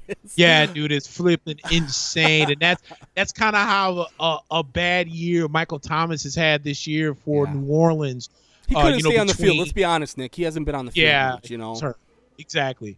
So that's kind of how up and down he's had with the ankle injury, the COVID, the hamstring, the knee. I know, if I'm not mistaken, he got into a fight with one of his teammates. Yeah. It's been a rough year for Michael Thomas. Yeah. Here's the thing with the Bears, because I'm with you. My heart wants the Bears to win. My professional analysis opinion says that the Saints are probably going to win in this game. But in my opinion, with where Drew Brees is in his career, it all starts and ends with Latavius Murray and Alvin Kamara. Because we saw in the game against Minnesota 2 weeks ago, Alvin Kamara rushed for more touchdowns in that game than Ezekiel Elliott had all year for Dallas. Ezekiel Elliott only has, I think, 5 touchdowns in that game, or going into the game where Kamara had 6 against Minnesota alone. Mm-hmm. And how Mike Zimmer still has his job after that's beyond me, but that's another conversation for another week. But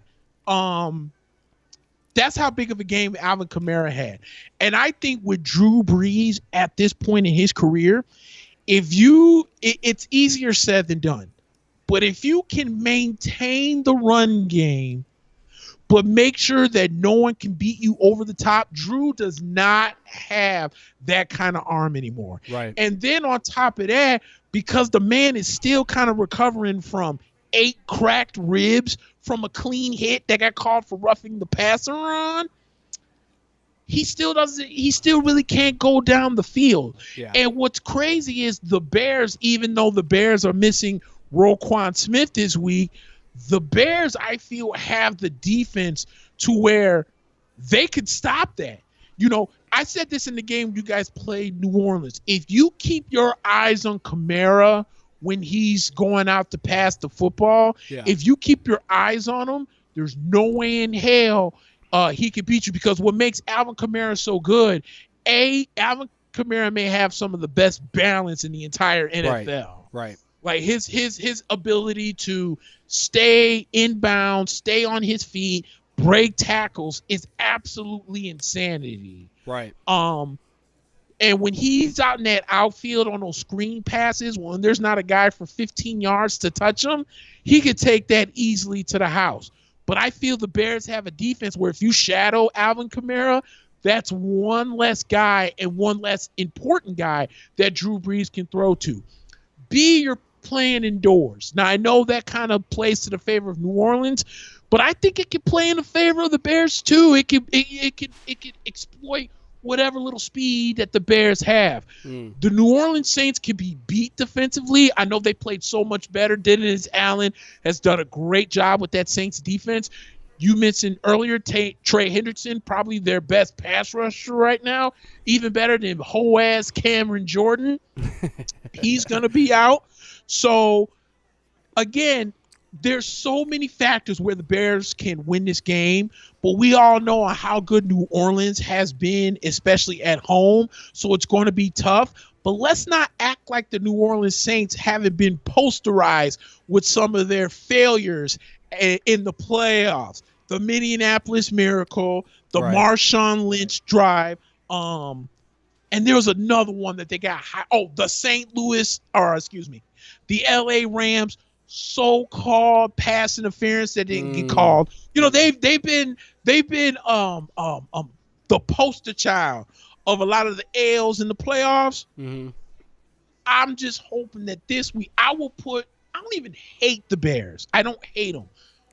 But I will join forces with Bears fans if that means that I could just talk mad shit to Saints fans from now until the season starts. Yeah. That's all I'm at this point, it's bragging rights. It's like yes. Yeah. Like, hey man, you may have won the division. You may have beaten us twice. But how do you feel being at home while we're on the way to go play either Green Bay or Seattle or who knows? Yeah. Who knows at this point? Because I'll tell you this, dude. I'll tell you this. If the Rams win this game, and the Bucs end up winning their game later on tonight, the Bucs get to sit around and see who they play. They could either be going home. I said this earlier. They could either be going home, or they're on their way to New Orleans, or they're on their way to Green Bay, dude. You never know. Yeah. You never know. Well, guys, I just want to give you an update as the Rams just received the ball back after Seattle punted. There's 13 minutes left in the second quarter. Seattle's sideline doesn't seem to be too happy right now as DK is yelling at some coaches and some players. But again, guys, we are at Reps Place. It's 3200 Kirchhoff Road in Rolling Meadows. Do us a huge favor and continue to support Reps, as again, they support us and really appreciate them, open up their space to have us do the show. And again, if you guys are hungry, they've got some of the best food in the area. And I would say, if you're, like I said, we're in Rolling Meadows. If you're near the Schaumburg area, come and pick up some food for yourself.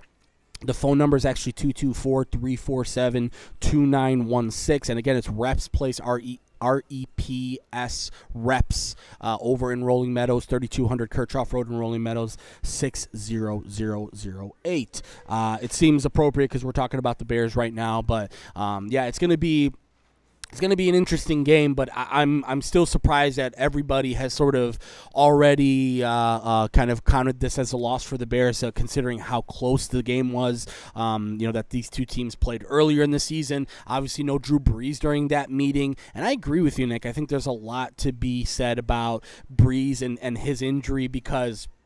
That game against, what was it? Who did they play last week? Was it Carolina? Yeah, it was Carolina. Yeah. Where there was like more than a few throws where Brees, he didn't look like he wanted to step into it. He didn't look like he wanted to put his ribs in danger. So if Khalil Mack and Robert Quinn can earn their money on Sunday, it's Sunday, I guess.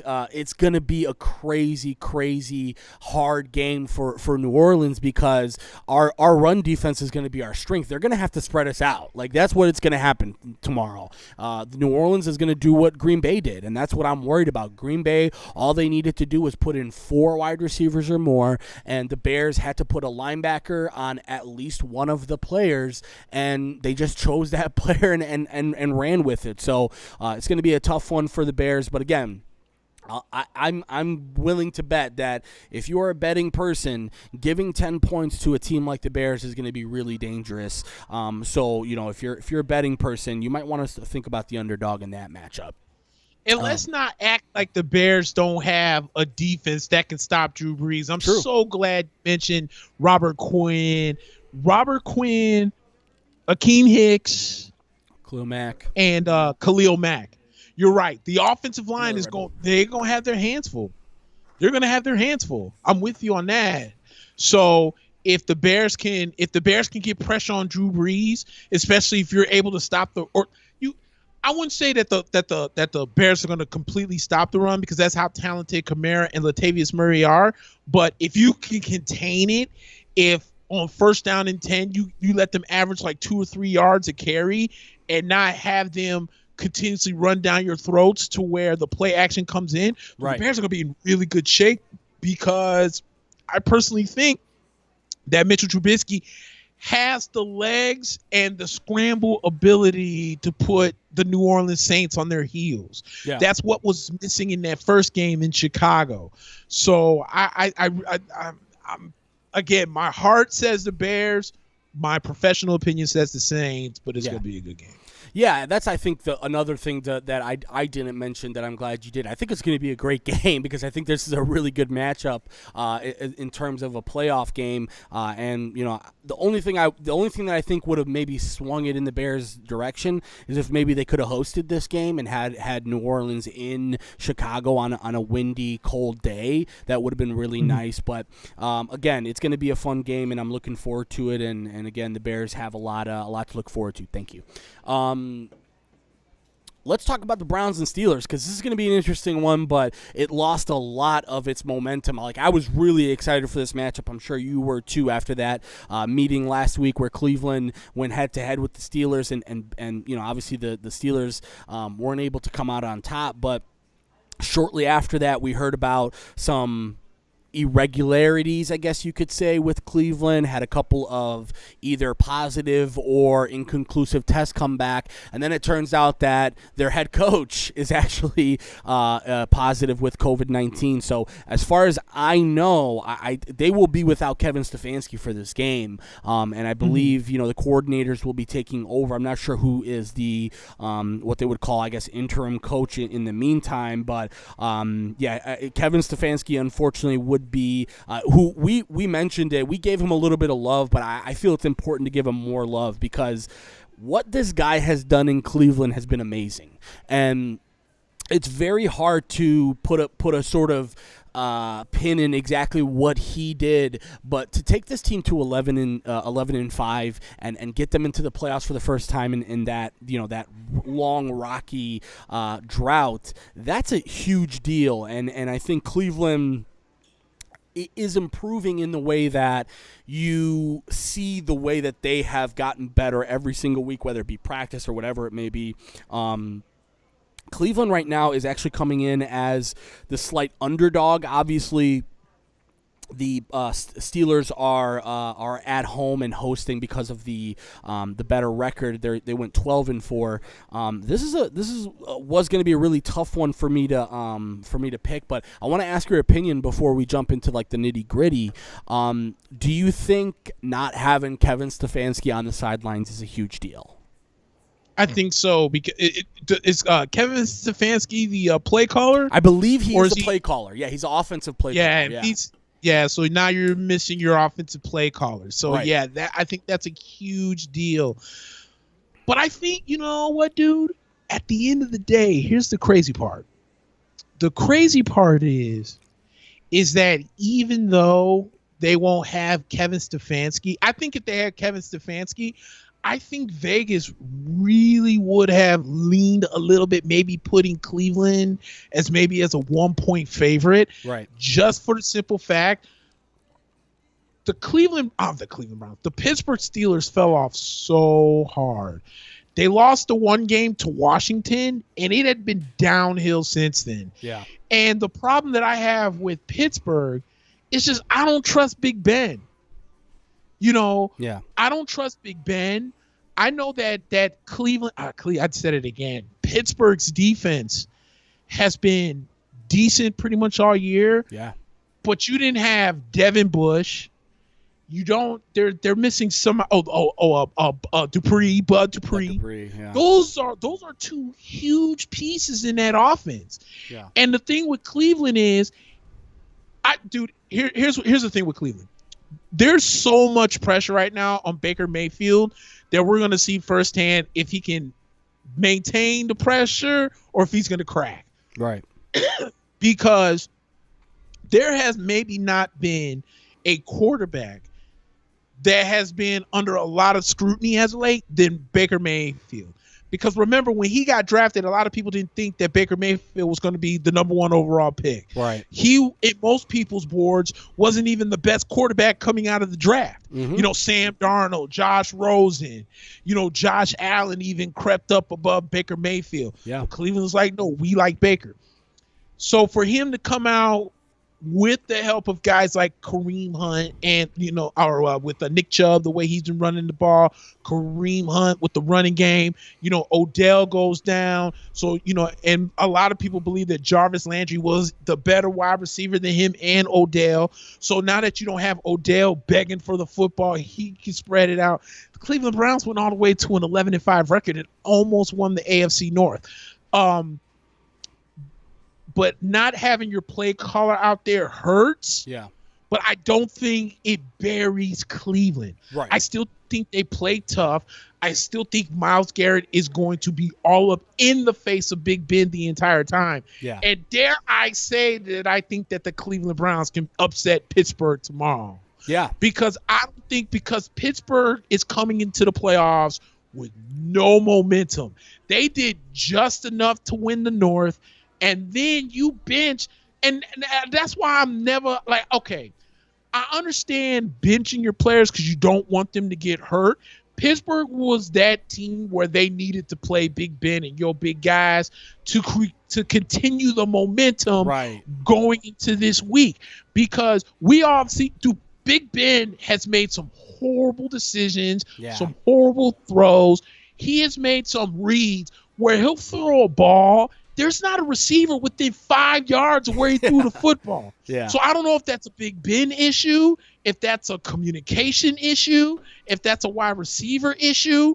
But remember, the Pittsburgh Steelers are the same team who, when they were like going at 8-0, 9-0, 10-0, instead of saying, oh, man, Pittsburgh can go undefeated, people were asking, what team can end up beating Pittsburgh because we're not believing in the squad that they're an 11-0 squad? Right. You know what I'm saying? And then, it was all, maybe it's Indianapolis, maybe it'll be Buffalo, maybe Cleveland will take them out at the end of the year, but it ended up being the Washington football team. Yeah. So, again, I just don't buy into the Washington Redskins and, not the football team, the Pittsburgh Steelers. And I really do like Cleveland in this. Again, here's a team that, if you want to be real about it, are playing with house money, because there's not a lot of people that thought that the Cleveland Browns would go 11-5 and make the playoffs. Think about it.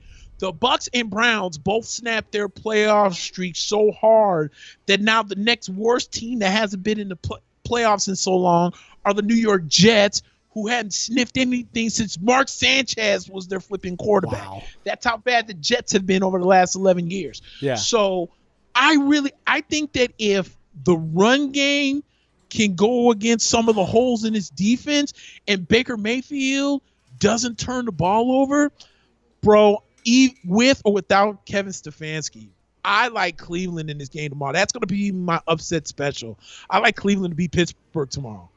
Yeah, I just don't buy the Steelers. I mean, the Steelers were one good drive in that Indianapolis game from losing 5 in a row to end the season, and then remember we were talking that about them at the end of November as could this team go undefeated? So it's pretty amazing to see the stark difference, and also I think you're hitting it on the head, which is that there's not much between these teams. You saw it last week as far as the talent gap. It's not Pittsburgh has so much more than Cleveland does. Right now, from what I've seen, Cleveland has the better running game. They have, as of right now, the better offensive line. And then, it's just more so that the Steelers can sling the ball around a little bit. And that really, really ends up putting them in a good position to be able to, take drives in late in the game. But I just think it's important right now for Cleveland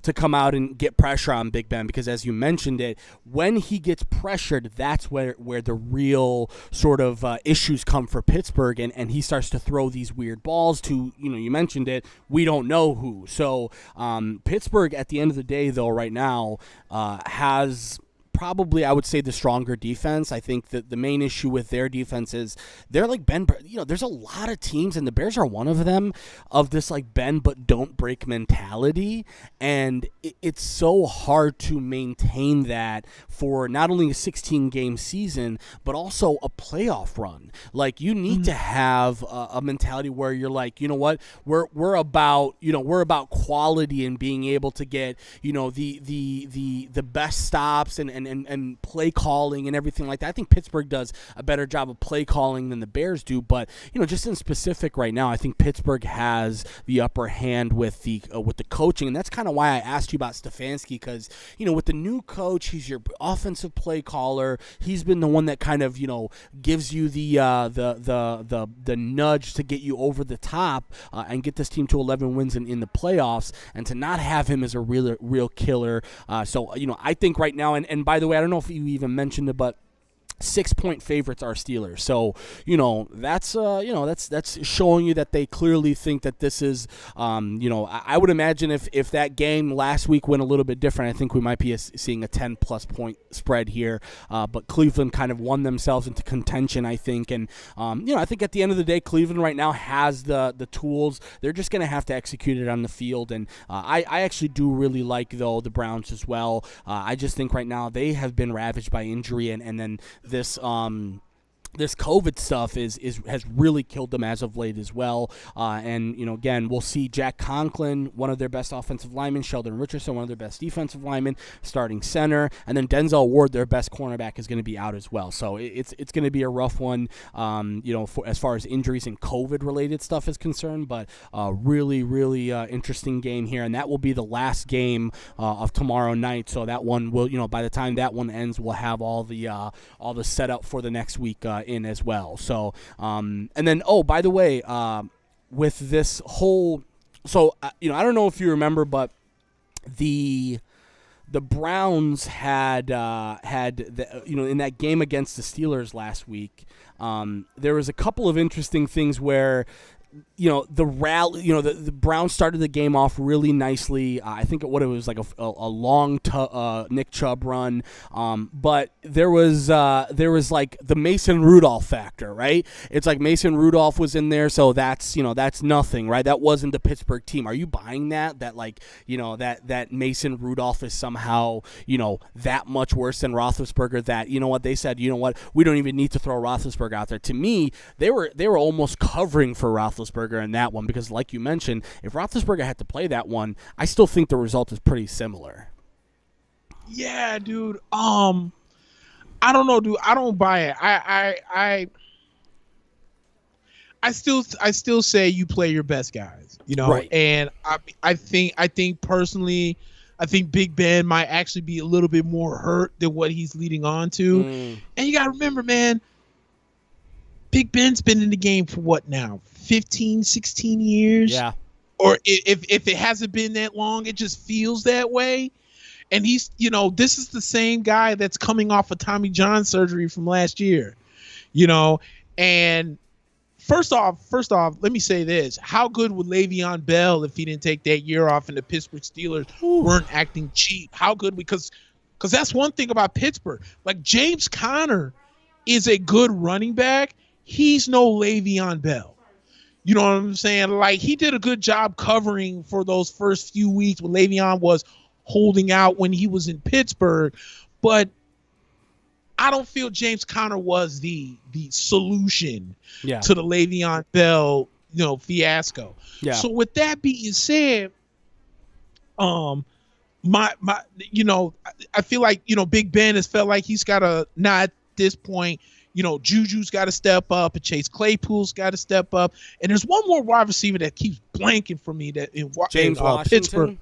Oh, no, is it Deontay Johnson? Deontay Johnson's had an amazing last couple of weeks. Dude. The Pittsburgh Steelers have amazing wide receivers. They do. It's just, again, if you look at some of the blunders that the Pittsburgh Steelers have been doing with Big Ben, he's just not making good reads. Yeah. And I think if Pittsburgh would have came in strong, my thought process would be different. But man, I just I don't know, man. I'm just not buying this. I'm not buying him. And the funny thing is, the ink didn't even really dry on Pittsburgh's win against the Colts when they came out and was like, hey, Mason Rudolph's going to go ahead and start. Like, they didn't even like make it no mystery if Big Ben was going to play. The game was over with. You go through the process of the press conferences, and the very next day on Monday, breaking news out of Pittsburgh, Mason Rudolph will start in week 17. I'm like, really? You guys already made that decision? So, I don't know, man. I still think Big Ben is a little bit more hurt than what he's leading on to. Yeah, and I think my main reason for asking is just because, like, it feels like there's a lot of excuses being made from Steelers fans, Steelers brass, that, that game last week, oh, that's not going to happen when we have Big Ben. And it's like, I didn't see Mason Rudolph being, like, the X factor in that game last week, right? It was like, it was about the fact of the matter was, Pittsburgh wasn't able to take it to Cleveland like Cleveland was able to take it to Pittsburgh. As I have to update you because DK Metcalf was very, very upset with everyone on the sideline, screaming, yelling, throwing stuff. And they just went down and scored a field goal to tie it at 3. But actually, LA just took over the lead, a 6-3 lead.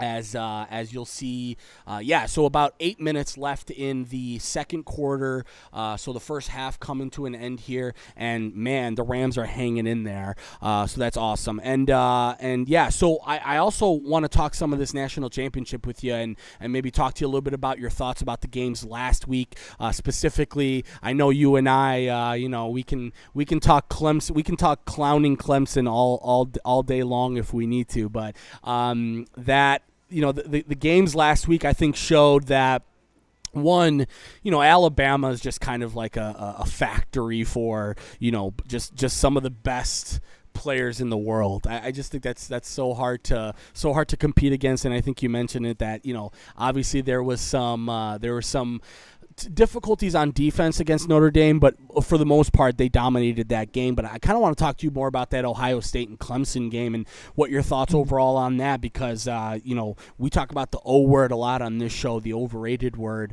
and Clemson is sort of coming up a little bit big in that category this year. Yeah, they did. They did not look great at all. And for the life of me, I can't think of who Ohio State's running back is.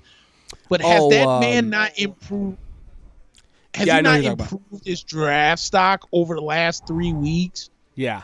Oh my goodness! Like, it's funny because Ohio State has a small advantage because they're the fresher of the two teams. Obviously, they played as I mentioned earlier, going on in their 8th game.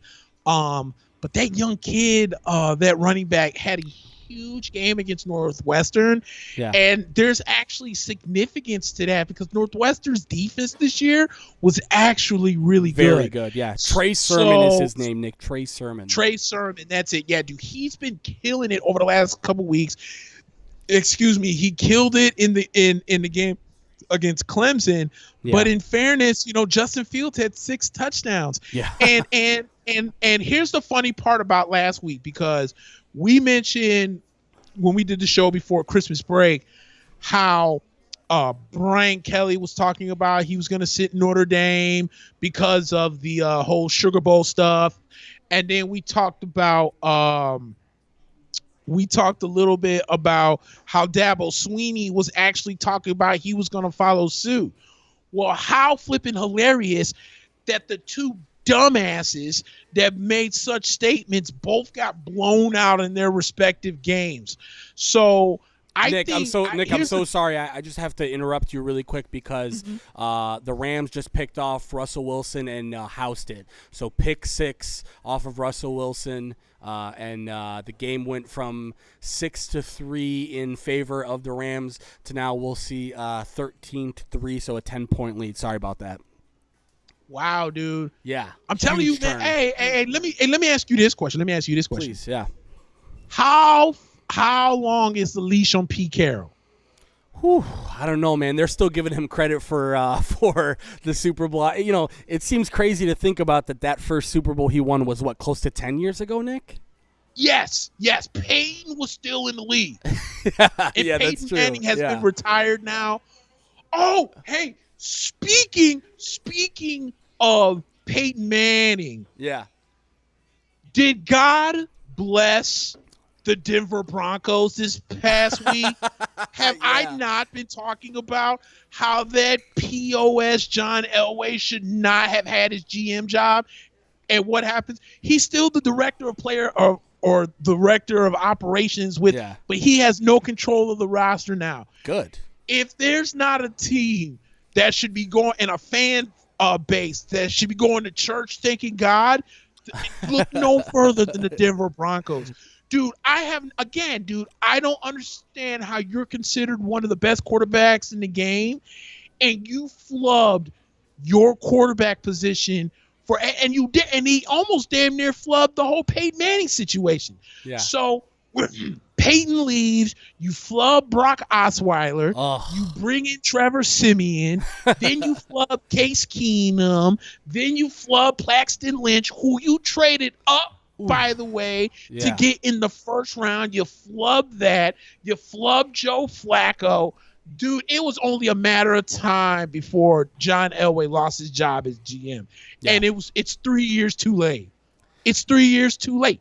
Yeah, I was about to say, can you even give them credit anymore because of how late they are on the gun? Like, last year at the end of the year, maybe you give them a little credit, but this year you're like, bro, it took him bringing down your whole franchise, and I'm sorry, I know this isn't like an extension of John Elway, but the organizational issues that they had this year when it came to the COVID, and then like some of the other like rostered construction stuff that they did over the off season was not very good. They weren't well prepared. And to be quite honest, Vic Fangio did a fine job with what he was given and still won them a few games that they probably didn't deserve to get. So I think that's an interesting point. And speaking directly to Denver Broncos fans, congratulations, you guys don't have to deal with John Elway doing football decisions for your franchise any longer. But yes. So maybe we can end this Drew Lock nonsense. Yeah, no, I was about to say. Now throw the Broncos into that conversation. We were, talking about teams who, can be looking for a quarterback. I mean, Drew Lock is definitely not. I wouldn't even say. I was going to say he's not franchise quarterback. That's obvious, but I would say like he's definitely not a guy that I'm going to hold hostage my whole team to make sure that Drew Lock gets to play next year. No, we're going to have to look at some options. So we'll see what they do with the GM. Who knows? Knowing John Elway, Nick, he might just pull something where he's like, I'm not the GM anymore, but the guy who used to file my paperwork 2 years ago, he's the GM. He's just going to basically do exactly what I tell him to do. So, I'm always skeptical. I'm skeptical, Nick, when people say, I'm no longer going to be in the position that I'm at, but I'm remaining within the organization in another capacity. Like, what does that even mean? So you didn't get fired, you didn't get demoted, you didn't lose your job, but you technically still have a job, but you lost your, it really makes no sense at the end of the day. And again, Bears and other franchises can look back and say, we have Ryan Pace, he sucks, but at least we don't have John Elway. I know that's right. And I do want to talk because dude.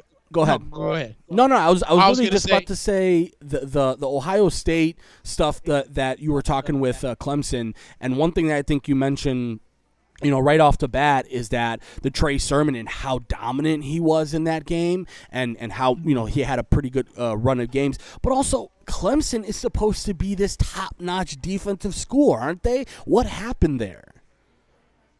They got bulletin material from that dumbass. Oh, speaking of which. I know it's the first year and we haven't been on for 2 weeks, but I'm just gonna go ahead and do it. My dumbass of the week, look once again, it's Dabo Fat Mouth Sweeney. This jackass came out and said, "Well, I have Ohio State ranked 11th." Of course, that's bulletin board material. Yeah. And the 11th ranked team, in your opinion, just went out and smacked your dumbasses all up and down in the Sugar Bowl in Louisiana. Ugh. So who's supposed to be the 11th ranked team now? You see what I'm saying about Dabo, dude? Like you can give him all the credit in the world that you want to as far as him being a head coach or whatever. I'm not going to take away from his abilities of being a head coach. But, dude, stop giving guys bulletin board material. Yeah. You've now opened your mouth now for at least the last 4 weeks, and you look like an idiot basically over the last 4 weeks. Yeah. You know, and to do that in the national championship semis on national TV, do you guys look like idiots? So, you know, the fact that Ohio State came out there and beat them the way they did makes them very scary. Yeah. But, you know, again, I think it all comes down to Alabama's defense. They could put up all the points in the world. Alabama's offense. I was mentioning this earlier in a group chat that, you know, Devontae Smith won the Heisman, and then he also won the Biletnikoff Award, as we all know, it's for the best wide receiver in the nation. Dude, why you cannot go? You know, we might hate on Ohio State quarterbacks, but one position that I could tell you sometimes is almost a lock, talent-wise, are Alabama wide receivers. Yeah. They all figure it out. Julio Jones, Calvin Ridley, Jerry Judy's going to come along. Whoever gets Devontae's, Henry Ruggs III, all them brothers have Alabama wide receivers have succeeded in the NFL. Yeah. And that's why I'm saying that if your team like the Jets, or even if your team like the Miami Dolphins, who could trade up to the Jets to get that number 2 pick, dude, you got to get Devontae Smith, man. Yeah. Like, don't overthink it. You know, if you want to evaluate Tua by getting probably the best one, if not 2 wide receivers coming out of this draft, depends on who you're talking to. Yeah. So I just think that in this game, Alabama versus Ohio State Alabama's offense against Ohio State's defense, it's going to be one to look at. But I'm going to tell you what, if Alabama's defense doesn't tighten it up, dude, Ohio State could end up upsetting Alabama. You know, this isn't the Alabama defenses of the past that had give me some line. You know, the defenses of Alabama. Oh yeah, no, I mean the type of front sevens that Alabama Alabama teams had were like NFL player 1 through 7. Yes, exactly, and that's what exactly. Yeah, and you know they don't have that anymore, and they've don't get me wrong, Florida is a good team, and Trask is a really good quarterback. Yeah. There's no reason why Alabama's giving up 40-plus points to the Florida Gators. I think that's inexcusable. And, you know, they were able to maintain Notre Dame, but that doesn't mean that Notre Dame didn't have the ability to go out there and beat up on or at least put up points on Alabama. So I think if Alabama's defense comes up, they can beat Ohio State. But I think if Ohio State starts finding their confidence offensively, I think it's going to be a shootout. And I would be careful, because if Justin Fields thinks he can put up 6 against a vaunted defense like Clemson, he's not going to be scared of Alabama. Yeah, and I'm sorry, I have to give you a couple updates here on that Seattle Rams game. While we were talking, Russell Wilson with a miraculous play, running towards his left, throwing away from his body, 50-plus yard touchdown to DK Metcalf. Business as usual for DK. Rams get the ball back with around 3 minutes left, and Jared Goff and Cam Akers just hit a big 30-plus yard run. So the Rams are in business right now with 2.5 to go. It's a 13-10 game in favor of the Rams, and again, Seattle is having some issues right now with the Rams being able to scramble, get away, and looks like the Seattle's going to be challenging, hoping that Cam Akers stepped out of bounds. But yeah, I'm glad you know, the one thing that I would say specifically about the Alabama thing is it seemed like it was a scheme thing. I don't know about you, but to me, the players, I don't think the quality of player is like much lower than what we've seen. To me, this seems like a really differently coached and maybe different scheme than we're used to seeing them run, and I think that's hurt them at the end of the day, because continuity in college football is king. Like, to be able to say we've run the same thing and the same formations, and these kids all know from freshmen on what they're going to be running. That's really important to say, but it looks a little different this year. But you mentioned it a little bit with the Ohio State, beating up on Clemson. It was really the Justin Fields show late in the game, especially. And now again Monday, we will see Ohio State, who only played 7 games this year, facing Alabama, who's played 12. And Mack Jones for Alabama has had a really big season. Of course, Najee Harris has, he's considered to be one of the best running backs in the nation. And obviously Trey Sermon, we mentioned, had such an amazing last couple of games for Ohio State. Alabama, 8-point favorites here. A little bit surprised by that bigger number. Not necessarily because it's Alabama, but just considering how well Ohio State played last week. But what are you thinking on this game so far? I think Alabama wins. You said 6 points, huh? Yeah, it's actually 8 points. It's they're giving Ohio State 8 points in this one, and that's a lot to give to a team in a national championship game. Yeah, dude. If Alabama had a better defense, I would say that -8 would be solid. But I think this game's going to be a shootout. Like I said, I think Alabama wins. But if I'm a betting man, I think I'm taking Ohio State plus that 8. I think they're gonna attack Alabama's defense. No, it's not that great.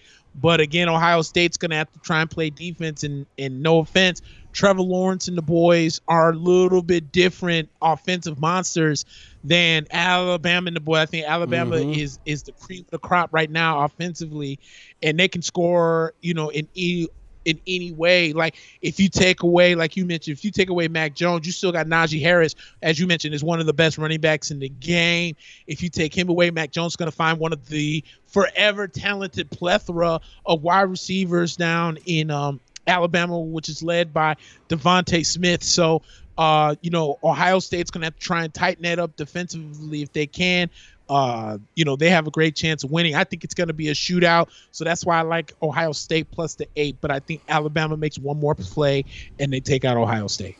Yeah, I think I think you hit it on the head with that last sentence. I just think right now it's going to come down to maybe who gets the ball last, and which team basically is able to make the impact play late in the game, because very evenly matched offenses. I just think you hit it on the head that I think Alabama's defense has had let's just say they've had better days, but when you look at the Alabama wide receivers that have come out of there, pretty dominant at the NFL level. But also look at Ohio State. It does a pretty damn good job with position players themselves, right? I mean, we've seen some of the running backs that have come out of there in the last 10 years, but as far as wide receivers are concerned, we mentioned Michael Pittman earlier, and Michael Pittman Jr., and obviously Michael Thomas, and Alaves. This kid that they have, is reminds me a lot of the Michael Thomas mold. But this is a really close game, and I think Alabama takes it at the end of the day. I just think right now, when you put it up talent against talent, I think Alabama's just better at this point and at this juncture. So I'm willing to take the and again, if you're a betting person, I'm not, but if you're a betting person, giving 8 points to a team like Ohio State could be a killer. You don't want to bet too much, and I know money lines around plus 255, which isn't really even that high. So clearly Vegas's confidence in this is not huge, but I still think right now, if you're a betting person, I wouldn't be too mad at you if you said you're going to throw some couple ducats on Ohio State. So we'll see about that. Right. Again, guys, I just want to update you guys. We're at Reps Place over in Rolling Meadows. You guys have seen us here before, maybe in a different setting because we've done it in a different room, but obviously, with everything going on, we're out in the bar, and really, really awesome, restaurant overall. I talked to you guys about just being able to get it here. So 3200 Kirchhoff Road, Rolling Meadows in Illinois here. Obviously, the phone number is 224-347-2916. They are taking orders. They can do curbside pickup, obviously. So, feel free to jump to the website. Definitely has all of the stuff on the menu. I love their wings here. Their wings have been tremendous every time I've had it. I think also the burger. I had the Kick and PB and B burger. That one is really good. It's got like a peanut butter burger with kind of like a spicy mango sauce. It's almost sweet and spicy too. Really good and savory there. Obviously drinks, as you guys can imagine, but not necessarily right now. That one will be when you come visit us, hopefully very soon in the future. And appetizers are really good too here too. The pretzel bites are tremendous. I think I've had those before, and the fried pickles before as well. So really good stuff here, guys. Again, it's 3200 Kirchhoff Road in Rolling Meadows. It's not far at all from Schaumburg. It's probably like a good, it's Arlington Heights area. Schaumburg is probably a couple miles down the road as well. So again, guys, 3200 Kirchhoff Road, Rolling Meadows, 224-347-2916. We're here at Reps Place, and again, we appreciate Mike and everybody at Reps and Steve for helping us out and making this happen, because we always love doing our shows from here. And again, hopefully next time we do it, we'll have some people here around us, and we can get back to normal pretty soon, hopefully. Damn, Nick, I don't think I've ever thought about this on this show with you, but man, I can't wait to talk about our basketball teams. Oh, tell me about it. Yes, sir. Let's start with the Knicks. I want to start with the Knicks, and the reason why I want to start with the Knicks is because I've been watching a lot of the Knicks lately, just because, it's the beginning of the basketball season. You're excited. You want to watch every game possible. And, obviously lots of Bulls connections to the Knicks, and, including Tibbs and some of the players. I know you guys just signed Taj Gibson, so good for Taj and good for you guys. So what a start to the season for the Knicks in terms of just being able to, we talked about this, Nick, like we're not looking for a team that's ready for the champions, right? Like we're not looking for a finals team out of our teams. We're not looking for a team that's going to come out and be a world beater. We're just looking for a competitive and really, at the end of the day, a gritty effort from our teams. And I think that's exactly what you've seen out of the Knicks lately, is just being able to really, first of all, closing games has been an issue for both of our teams in the last couple of years, having leads and then closing the game. And I had a chance to peek at the Atlanta game the other night, Nick. Yes. And that one was, let's just be honest, Nick. 2 years ago, the Knicks lose that game. Last year, the Knicks lose that game. This year, even with turnovers late in the game, a couple of miscommunications on offense, turnovers that basically gave Atlanta a chance to come back and win the game, but the team ends up closing it out.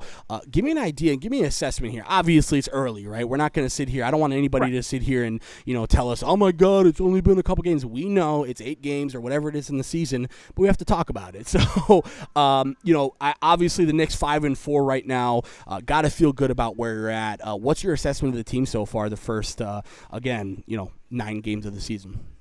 Yeah, dude, I mentioned earlier that I know the Knicks took a L yesterday, the Oklahoma City Thunder.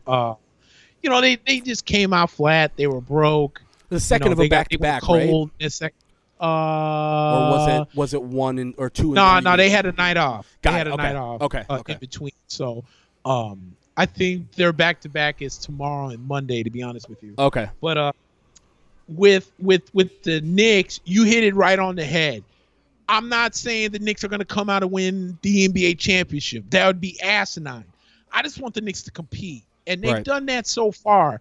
And you can tell that there is a difference in the locker room with Tibbs. Now, a lot of people are saying, RJ Barrett leads the league in minutes played. He's at like 38 or 39. Yes, I know it's excessive. Yes, I know it's a lot. The only problem is the Knicks right now still kind of hurt. Alec Burks, who's coming off the bench scoring 20 points a game, he's been out. Frank Nitti has been out. I know with Julius Randle, he's played a lot of minutes, but Obi Toppin has been out. And then Nerlens Noel has been out. So the Knicks still need to get healthy. But with New York, it is all started and ended with Julius Randle, because last year between David Fizdale and Mike Miller, they more or less just let Julius Randle do whatever he wanted to. Julius Randle has been on record of saying that, he felt like he had to do everything in the office. He had to be the he had to be the facilitator. He had to be, the guy that brought the ball up. He had to be everything. And Tibbs has come out and said, look, man, I don't need you to be all that. That's why I got a point guard. Right. I just need you to be in the right position. Mm-hmm. And he's done that, and he's accepted it. R.J. Barrett is another one. R.J. Barrett's defense has gotten better. The thing that with R.J. Barrett, the minute he can get that shot consistent, I'm telling you what, R.J. Barrett's going to be a beast in this league. Yeah.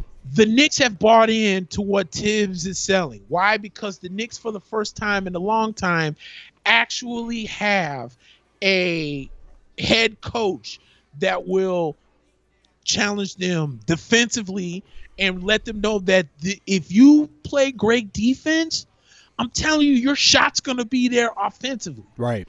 And that's what the Knicks have bought into it.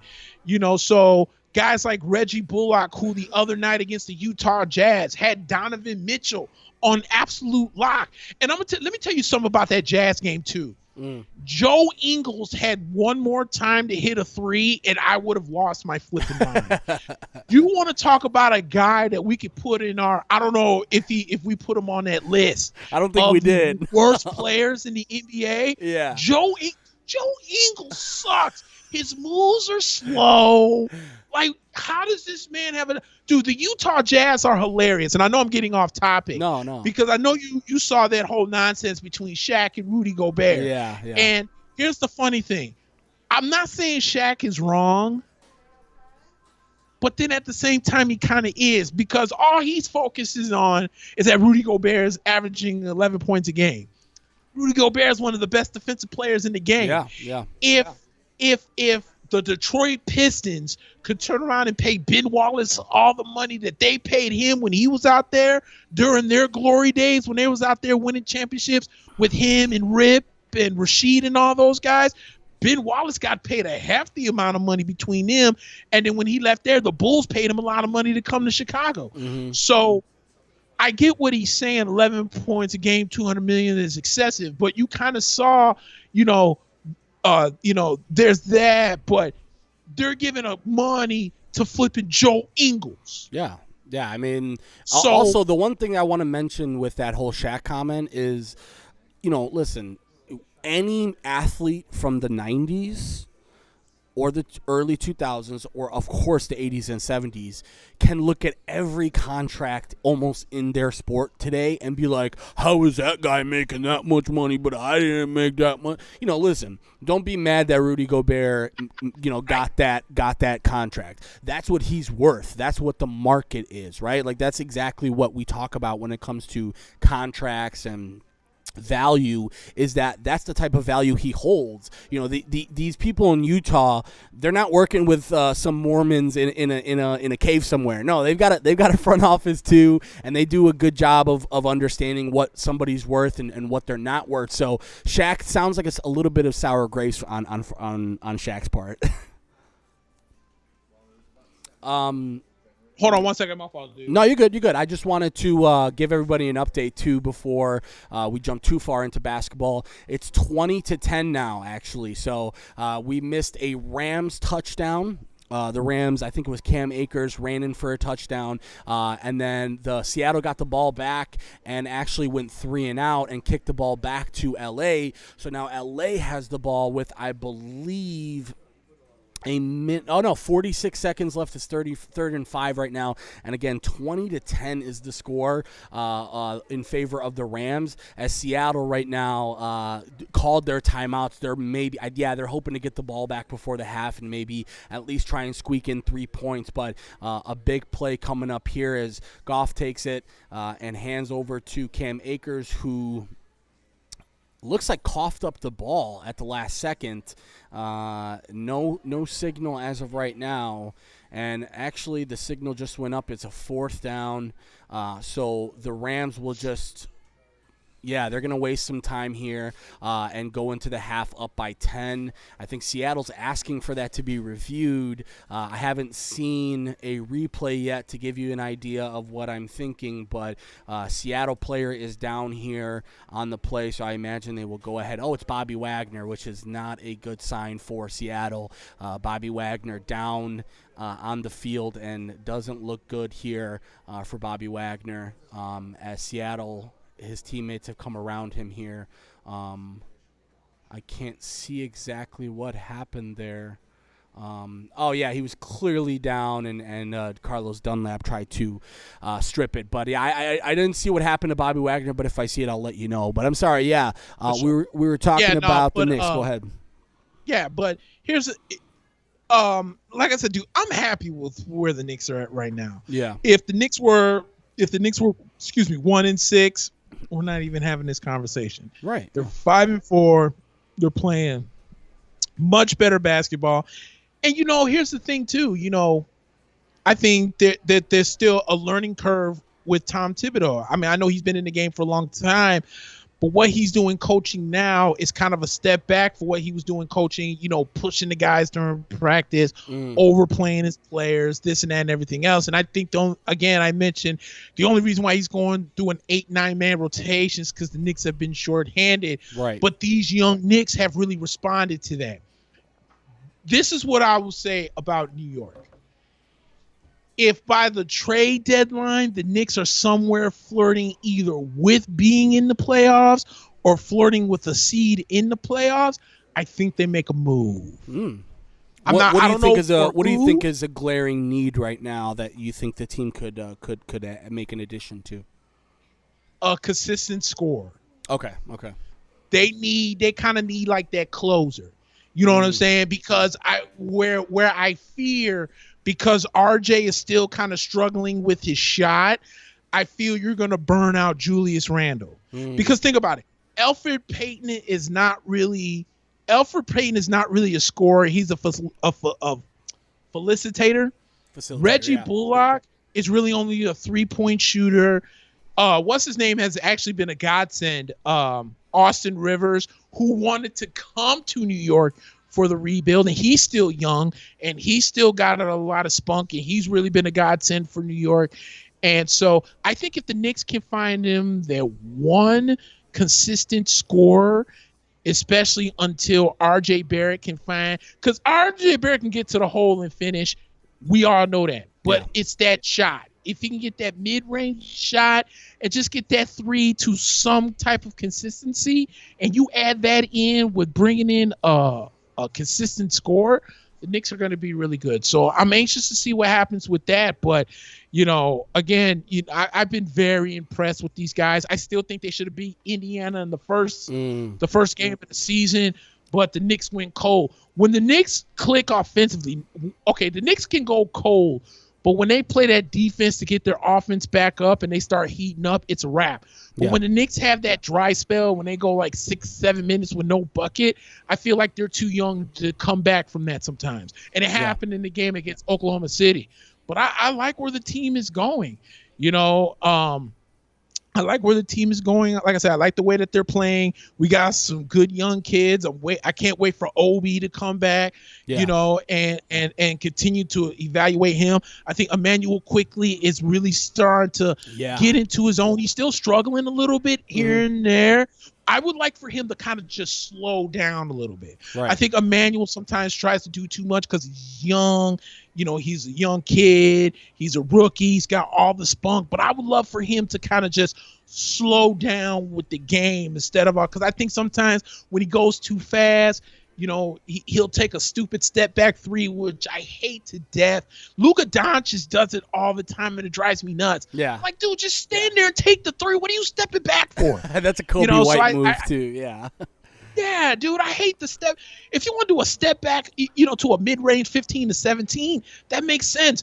Dude, you know how impossible it is to hit threes? Now you want to step back and make the improbability even worse? Yeah. Like, and it's about like it's like if you're going to step back and make space for yourself, that's fine.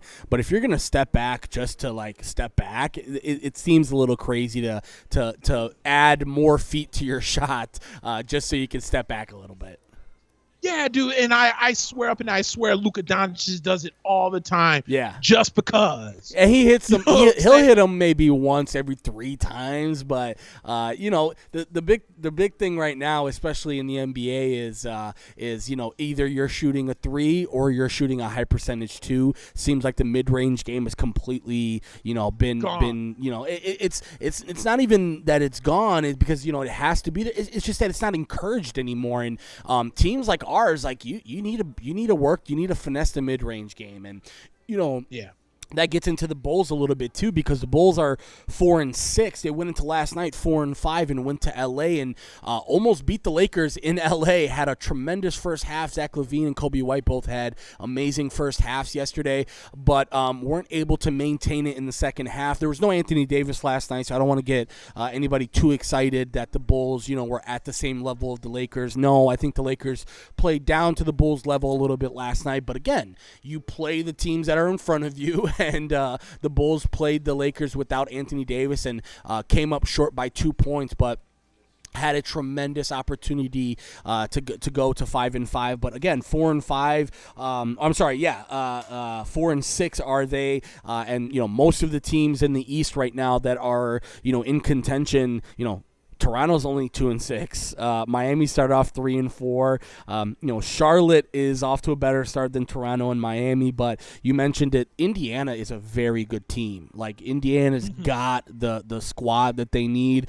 Philadelphia clearly is warming up to Doc Rivers and what he's doing, and they've been shorthanded a lot of the season too, and they're 7-3. Boston, Jaylen Brown and Jason Tatum have gotten off to a great start. They are 7-3.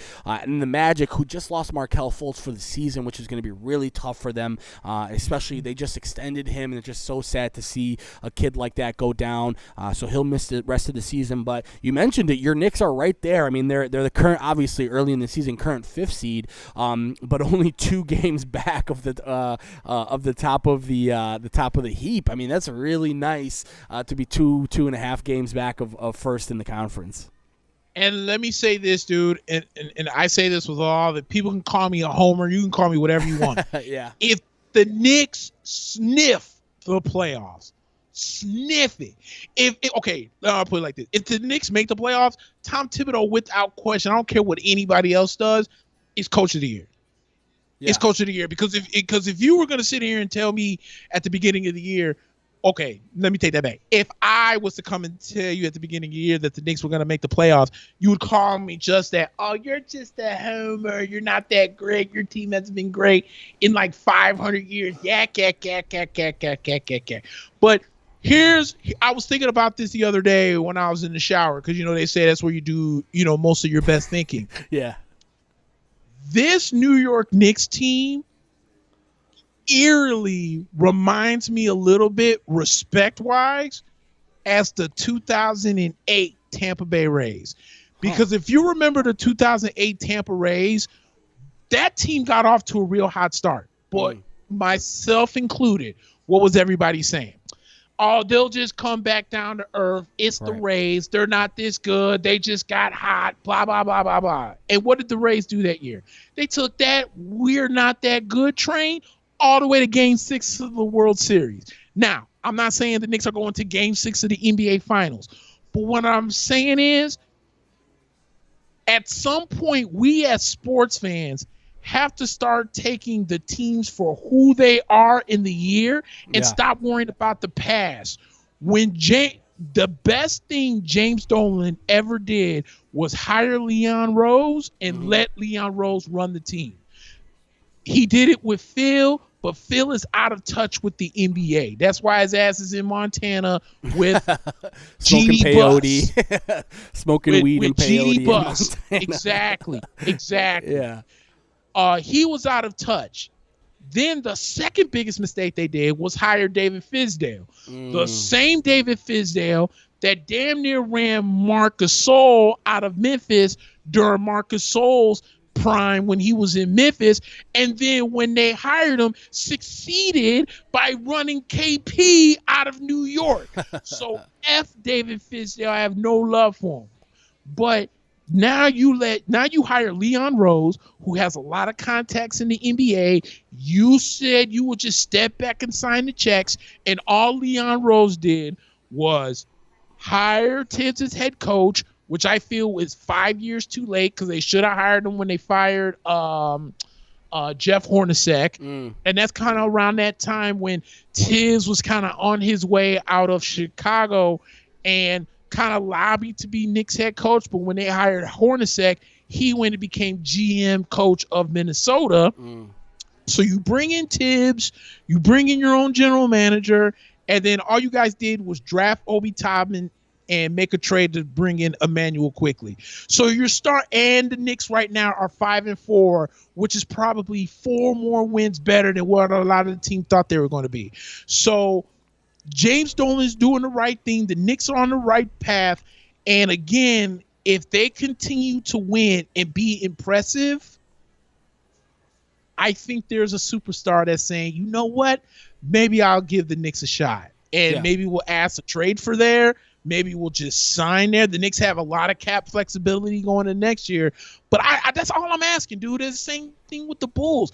That's all I'm asking. I just want you to be competitive. Right. I'm not asking for anything out of this world other than you just to be competitive. Yeah. And that's what the Knicks have done in these first 9 games. And both, you know what the common thread between our teams is that both teams have a lot of players on 1- and 2-year deals. And, players on 1- and 2-year deals tend to really overperform. And, one thing you want to see is consistency. Obviously, it's early in the season for both teams. The Bulls clearly, are not going to be a force to be reckoned with in the East. I don't imagine that they'll be buyers at the deadline. I think they probably will end up being sellers, but like Denzel Valentine has stepped up and really added value to his stuff, and he's on an expiring deal. Thaddeus Young, a guy who's probably going to be in trade conversation. Garrett Temple has had a good season for the Bulls so far. So underrated pickups, and I think one thing that you mentioned with the Knicks, and same thing that I'll mention with the Bulls, is that you have to look at what Brooklyn did a couple years ago. You have to look at what some of these teams in the East did a couple years ago where, let's remember, before Giannis was like a bona fide star, the Bucks, were, he was, second, third year in the league, was a very good player, but I don't think anybody had him pegged as this, next level type player. He took a couple steps. They added a couple people around him, and now they're a perennial top of the East type of team here. And again, Brooklyn, after what they did with D'Angelo Russell and that team, and then obviously making a couple moves, and next thing you know, now you've got KD and Kyrie Irving. I think the Knicks are in a better shot right now than the Bulls. I don't think the Bulls will ever be a huge free agent destination ever. I just think Mike completely ruined that for us. I think, to want to come to Chicago is a really tough thing, and I think New York is making it a lot easier. And again, people want to play for Tibbs. A lot of people don't understand this. They get the wrong mentality about Tibbs. Tibbs, yes, he practices players a lot. He does run guys into the ground occasionally. I think he'll do better with that with like a more analytic based team. I think the Knicks probably have that right now, where they're kind of giving him a lot more data around to make the decisions. But he did run Luol Deng into the ground. Joakim Noah, some of these guys that the Bulls had that this is the way he plays. But people want to play for him. I mean, Jimmy Butler, just like Jimmy Butler, not everybody loves Jimmy Butler, but guys want to play with Jimmy Butler. He's a gamer. He's a guy who is gonna go to bat for you, and same thing with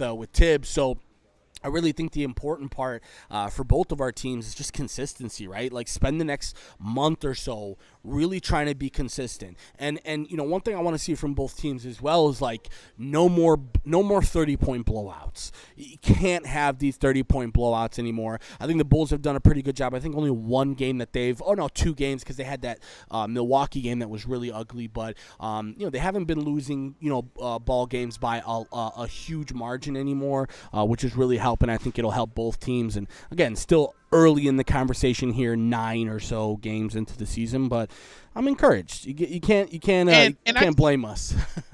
And I think that's very important that you bring that up. Like, every team's going to have those. Yeah. Even when the Spurs were in the height of their dynasty, they had games where they were getting blown out. Yeah. The almighty Los Angeles Lakers are going to have games that they're getting blown out. Yeah. You and I call this one. Dude, how pedestrian do the Los Angeles Clippers look right now? Whew, yeah. I told you when they hired Ty Lue that Ty Lue was not the man for this job. Tyronn Lue is not a head coach. Yeah. And that's why it's hard for me. That's why it's hard for me to watch the NBA analysis on ESPN, because it's these clowns. Tyronn Lue needs to be the next head coach. David Fizdale needs to be the next head coach. No, these guys are assistant coaches at best. Yeah. Like, Tyronn Lue didn't fit, in my opinion, because Tyronn Lue, now that he's a head coach, is going to do things differently. How do you have a 30-point lead on Golden State last night and then all of a sudden blow that in there? Yeah. That doesn't make sense. That's rough. That doesn't make sense. Not for the team that has one of the best players in the league in Kawhi, maybe a top 50 player, and that's a stretch, in Paul George. Yeah. And then you got, I mean, don't get me wrong, the plethora of other guys you got are decent. Patrick Beverly's okay. What is it? Is it Markieff Moore or Marcus Morris is okay? Yeah. And they got, you have to remember, like, they made the pickup with Ibaka, and, they added Nicholas Batum. So, like, they made some moves, but, man, it seems as if everything that people were talking about with Clippers players being upset about maybe preferential treatment and, maybe there was some internal stuff that's tough. It hasn't looked good for them. No, it hasn't. And I'm telling you, dude, every time I see the Clippers lose, I think about you and I'd be like, dude, we on this show, we're not excited about them hiring Tyronn Lue. Right. Everybody on my Facebook was. They was like, oh, my God, that's such a great hire. ESPN, oh, my God, that's such a great hire. Even the great Colin Cowherd that everyone listens to, oh, my God, that was such a great hire. No, it's Silly. not. Because outside of him winning that championship with LeBron James in Cleveland, dude, when what's his name left, that team was garbage. Yeah. You know what I'm saying? Yeah, I mean, at least Eric Spoelstra, it took him 2 or 3 years to kind of get Miami back into playoff contention. Mm-hmm. Dude, I don't think Tyronn Lue, the 2 years after LeBron left, they won more than 22 games. Yeah. It was so bad that they fired Tyronn Lue and brought in Rick Beeline, and then Rick Beeline didn't even survive. That was even a worse hire too. Yeah, that was. And Cleveland's been pretty decent this year. Actually, they were undefeated earlier in this season. I know the Knicks. I think the Knicks gave them their first loss, right? Into that show did. Into that quick. Yeah, dude. But I also want to mention to you. I want to ask you. Specifically when it comes to the Kawhi stuff. Not a lot of people are remembering this, but he's a free agent after this year. If I was Kawhi, I would dip. Yeah, you read my mind. I would cry. I would cry to Toronto. Let me come back. Let's come back. Yeah, and Toronto might do it because they're terrible right now. Yeah, and let me say this, dude. First off, so I'm in fantasy basketball right now, right? Yeah. I had Kyle Lowry, Fred VanVleet, and Pascal Siakam. Traded all three. I traded Lowry and VanVleet for Russell Westbrook, who I'm 3 seconds away from flipping, because I guess everything was all fun and games when Russell Westbrook was putting up triple doubles and not winning games. But then didn't Bradley Beal just put up another 60 piece? 60 and plus. They still finding L's. Yep. So who are we blaming for what's going on in Washington? Yeah, and by the way, John Wall doesn't look too bad in Houston right now. He doesn't. He does not at all. Yeah. You know what I'm saying? So I'm like 3 seconds away from reflipping Russell Westbrook. But dude, I couldn't wait to trade Pascal Siakam. Yeah. I tried trading Pascal Siakam from RJ Barrett, and the dude accepted the deal, and it got vetoed because all of these basketball geniuses were like, oh, well, you drafted Pascal Siakam in the second round and RJ Barrett was a 7th. Dude, they have the same amount of fantasy points.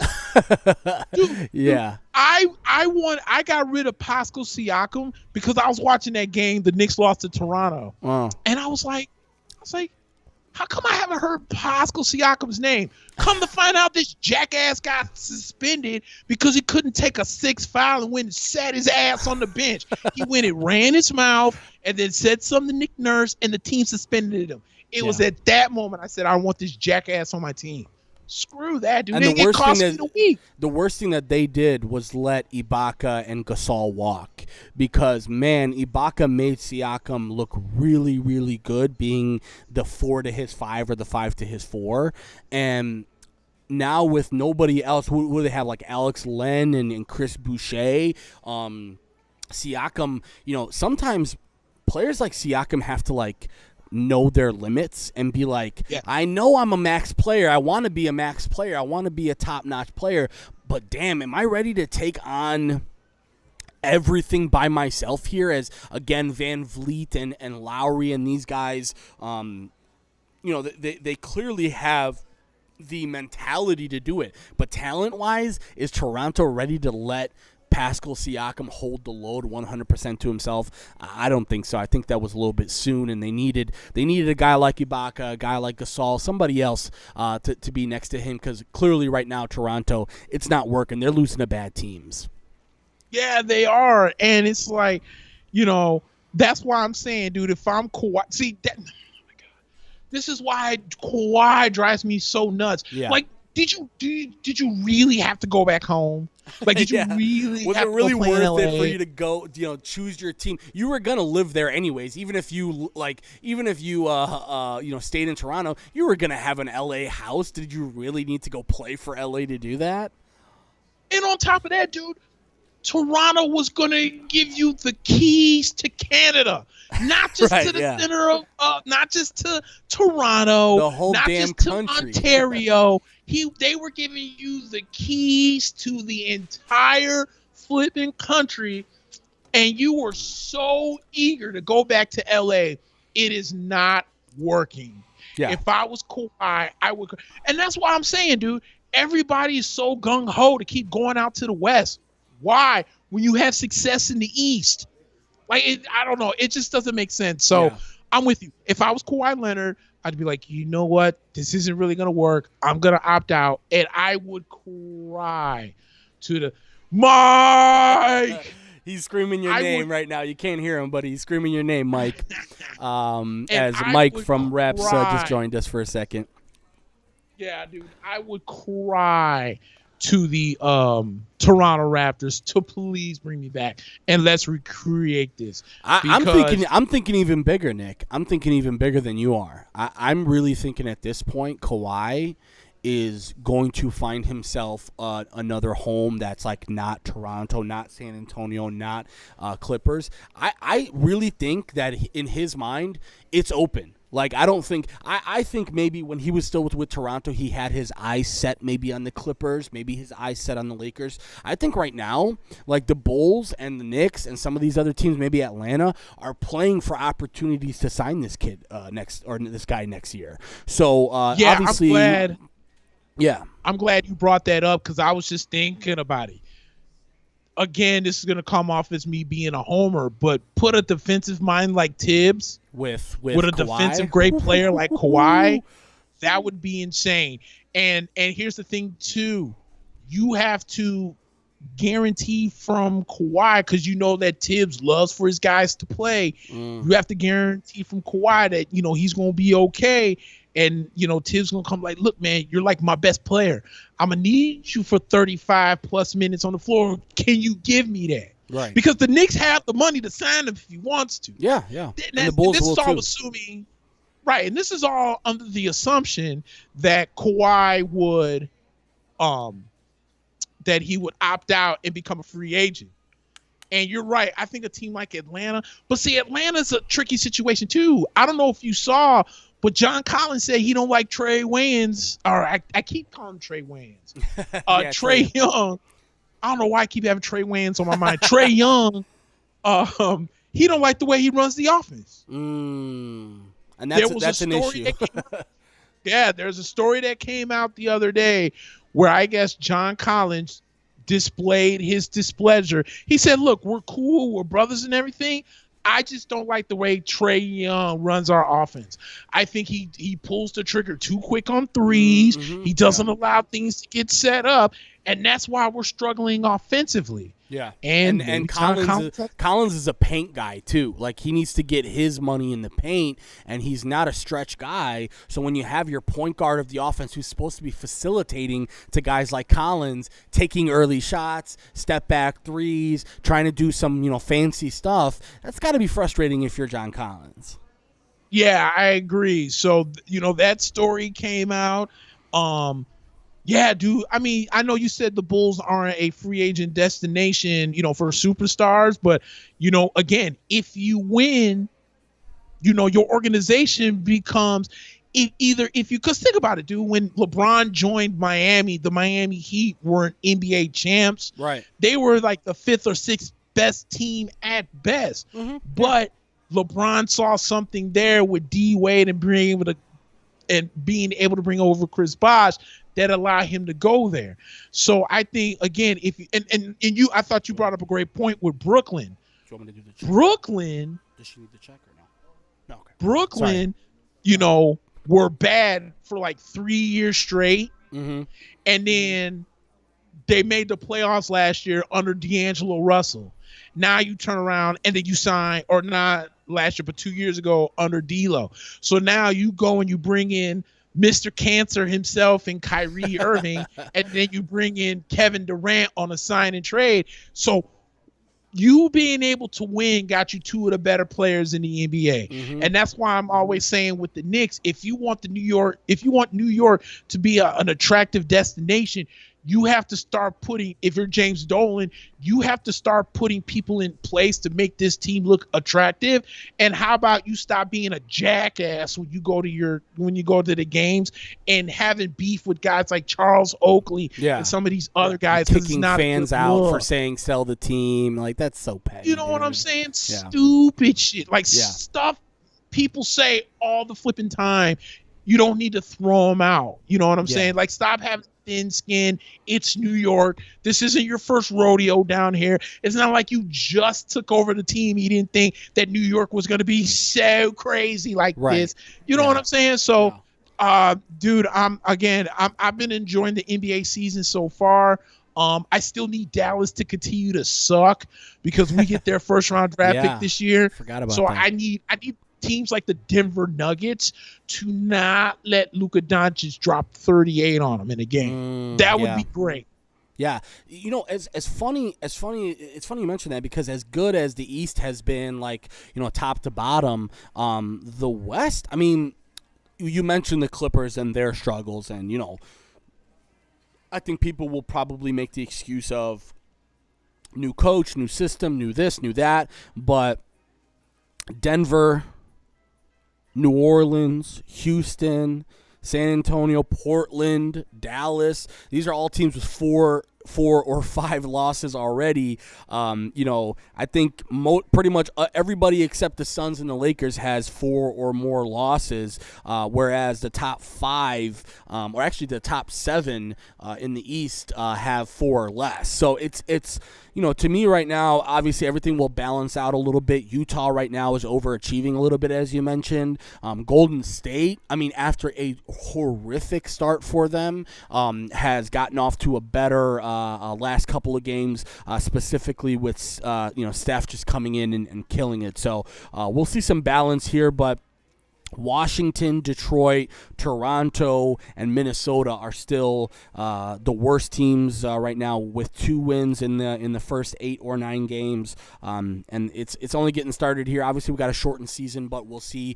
By the time we hit next week, that will be basically a third through the season, which is pretty crazy to think about, or actually closer to a quarter of the season after next week. Hey, can you name those teams that are on the bottom of the barrel again? Yeah, let's talk about that. So in the East, East right now, it's Washington and Detroit who are both 2-7, and then Toronto's actually 2-6, and they're the only teams that have 2 wins or less, or they're in the East, and then Minnesota, who's 2-6, followed not too far behind by Memphis, who's 3-6.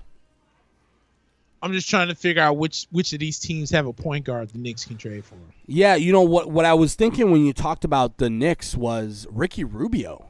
I know that they the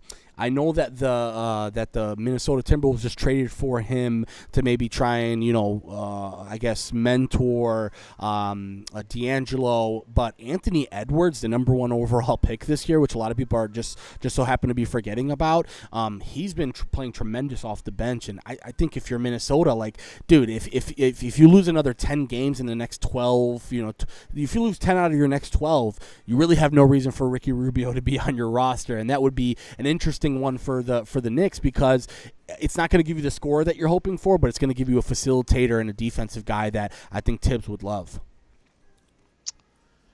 So let me ask this next question. Mm-hmm.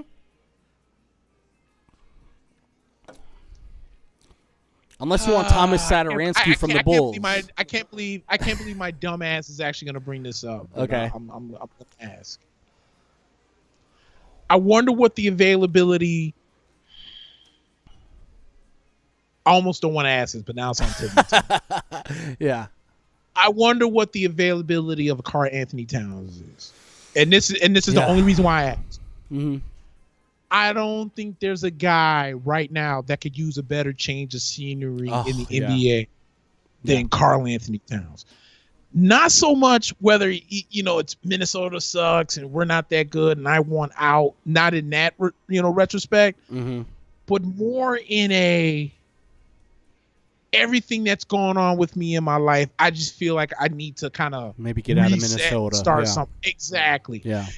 His mom passing from COVID. What did he say? He had like 5 or 6. Yeah, he had like 5 or 6 close family members and 10 plus family members who were affected by COVID. Exactly. And then I know he had some wrist problems. Yeah. And I'm just like, dude, I know it would be terrible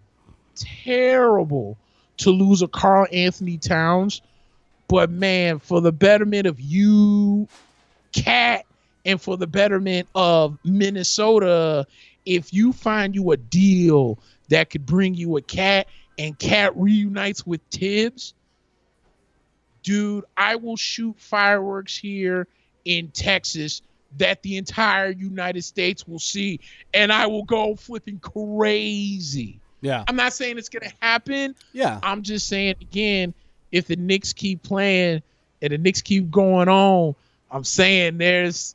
Can I say something though? They got something up their sleeve. I think you know what, Nick? I think D'Angelo Russell might be the guy you should be thinking about right now. Because, I'm down for that, too. Man, I know Tibbs, Tibbs is going to take who you give him, right? He's going to try and do what he can with who you give him. But here's my thing about Cat, dude, and this is really an unpopular opinion, but Cat really needs to improve his shooting.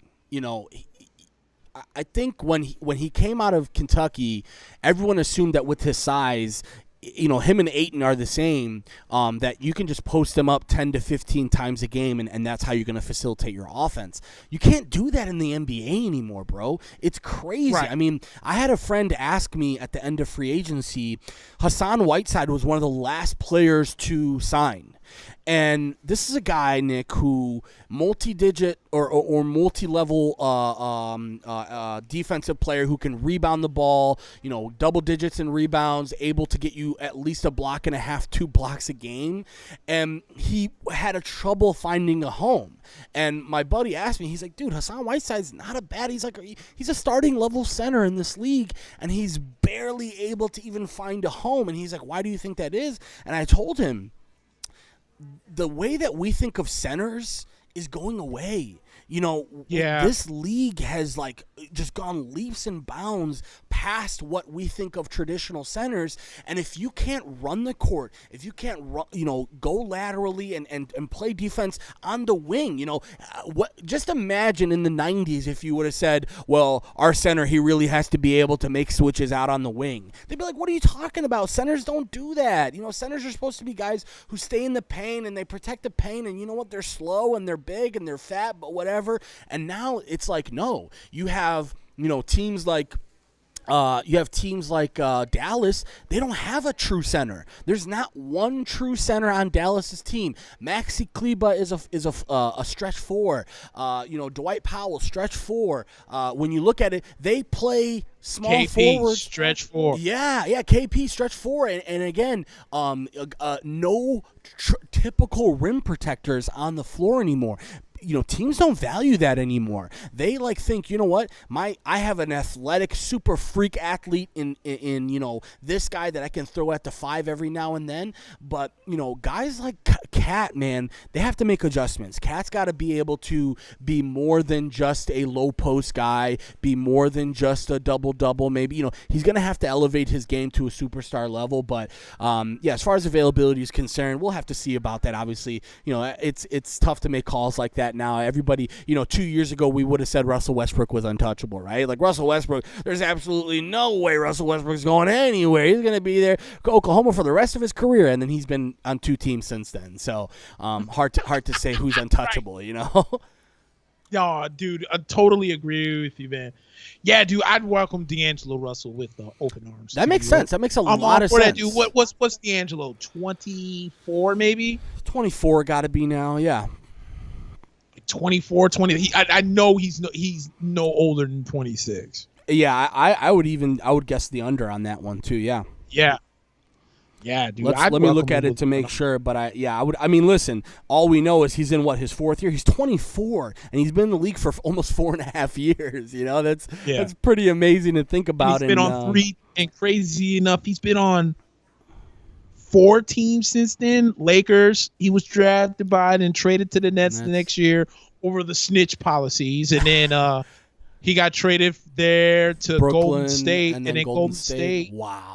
Yeah, then Golden State flipped him to Minnesota. So yeah. And by the way, both of those guys are owed $30 million moving forward. So that's another thing is the $30 million with the NBA being different than the NFL.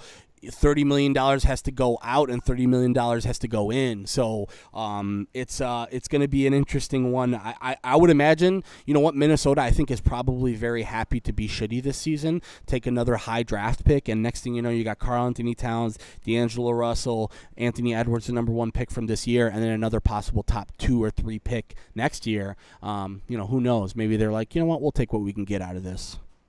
I'm with you on that, man. But yeah, dude, the NBA season so far has been pretty fun to watch, and I'm just gonna continue on the Los Angeles Clippers are idiots for hiring Tyronn Lue train, because, like I said, dude, I've never been a fan of the move, and you're seeing why. He's just not a head coach. No, definitely not. All right, Nick. By the way, because it's been a few weeks, is there anything that maybe we didn't get in? Anything you want? Because I was going to talk some baseball, but to be quite honest, it's probably a little early for that. None of the real good stuff has happened yet. I think next week, between now and next week's show, I think we'll probably see some more. Is there anything else we might have missed today? Well, real quick, baseball wise, because it has been very quiet. I mean, the only real superstar move that was made was yesterday. We saw Francisco Lindor and Carlos Carrasco get traded to the Mets for a deal that surrounded their number 1 prospect. Is it Angel Jimenez or something like that? Yeah, shortstop. Really nice shortstop. Yeah, really good defensive shortstop. So they got him. So basically, because at first I was like, man, dude, not that I wanted Francisco with the Yankees, but I was like, man, I feel like the Mets just got over on the Indians on this deal, until you realize that the Mets sent their numbers 1, 2, 9, and 10 prospects to Cleveland for Francisco Lindor, who, by the way, last year in a short season only hit 257, and a Carlos Carrasco who really didn't have the same season last year as he did before. So I feel, here's my thing with the Mets, their fans, and what's going on with Steve Cohen, because I know that Steve Cohen is coming with a huge payroll for the New York Mets. My problem is I think this trade is going to be good for New York, for the Mets, but they didn't address the real issue, which is their bullpen. Dude, they went out and made that deal a couple years ago to bring in Edwin Diaz. Ooh. This dude just can't close in New York. Yeah. A guy that led the league with like 58 saves 3 years ago, may be lucky to have 58 saves in 2 years with the Mets. Yeah. So I feel like, unless you're asking DeGrom for, like, think about it. The Mets starting pitching rotation isn't too bad. So you're gonna have DeGrom, you're gonna have Thor, you brought back Stroman, you just traded for Carrasco, and I still think they got Steven Matz, but they got a lot of options. Yeah, they got a lot of options for that fifth spot. But their bullpen is so atrocious that they're not really spending the money in that area. So I mean, baseball wise, I think baseball is something that we can just continue to keep our eyes on, because I think right now a lot of teams are wondering, can we make this investment with the COVID going around? Right. Can we make these moves with the COVID going around? I know the Yankees right now are kind of being cheap with DJ LeMahieu. I still think that DJ comes back to New York and plays for the Yankees. I don't see them letting him go. But other than that, though, dude, that's really been the big splash over the last couple of weeks, because with money and it's been the holidays and whatnot, you haven't really heard many moves. That's really been the big move for the first time. It may be almost in the last couple of months. Yeah. And I do want to call out Cleveland, though, because Cleveland was trying to make an excuse that COVID-19 was the reason why they were trading Lindor. And you and I both know they've been trying to unload guys for the last 3 years. Exactly. So, Cleveland, say what you want to say, they did not a lot of people were very critical about the package that they got back. I know you're talking about that they got a pretty nice, as far as rankings within the Mets system, they got a lot of good players, but they didn't get one top 100 player in baseball, minor league baseball. That's a little bit troubling when you're giving up Lindor, but you have to remember, Cleveland's giving up $45 million in payroll with just Carrasco and Lindor. Right. You also have to remember that the Mets still have to lock up Lindor. He is a free agent after this year. So, the Mets, when asked, I think it was Sandy Alderson, who's the Mets president, he was saying that there's no guarantee of Lindor being here past this year, and that's kind of a risky move if you ask me, Nick. If you're telling me that you're going to give up that many prospects and take on $45 million in payroll, and then say we might not even have this player next year, so I imagine they will be working really hard to try and lock him up long term. Yeah, I'm with you on that, and then. But think about, and then today Kyle Schwarber signed a 1-year deal with the Nationals. $10 million for a left-handed hitter. Yep. Oh my God. As if the Washington Nationals don't have enough left-handed hitters.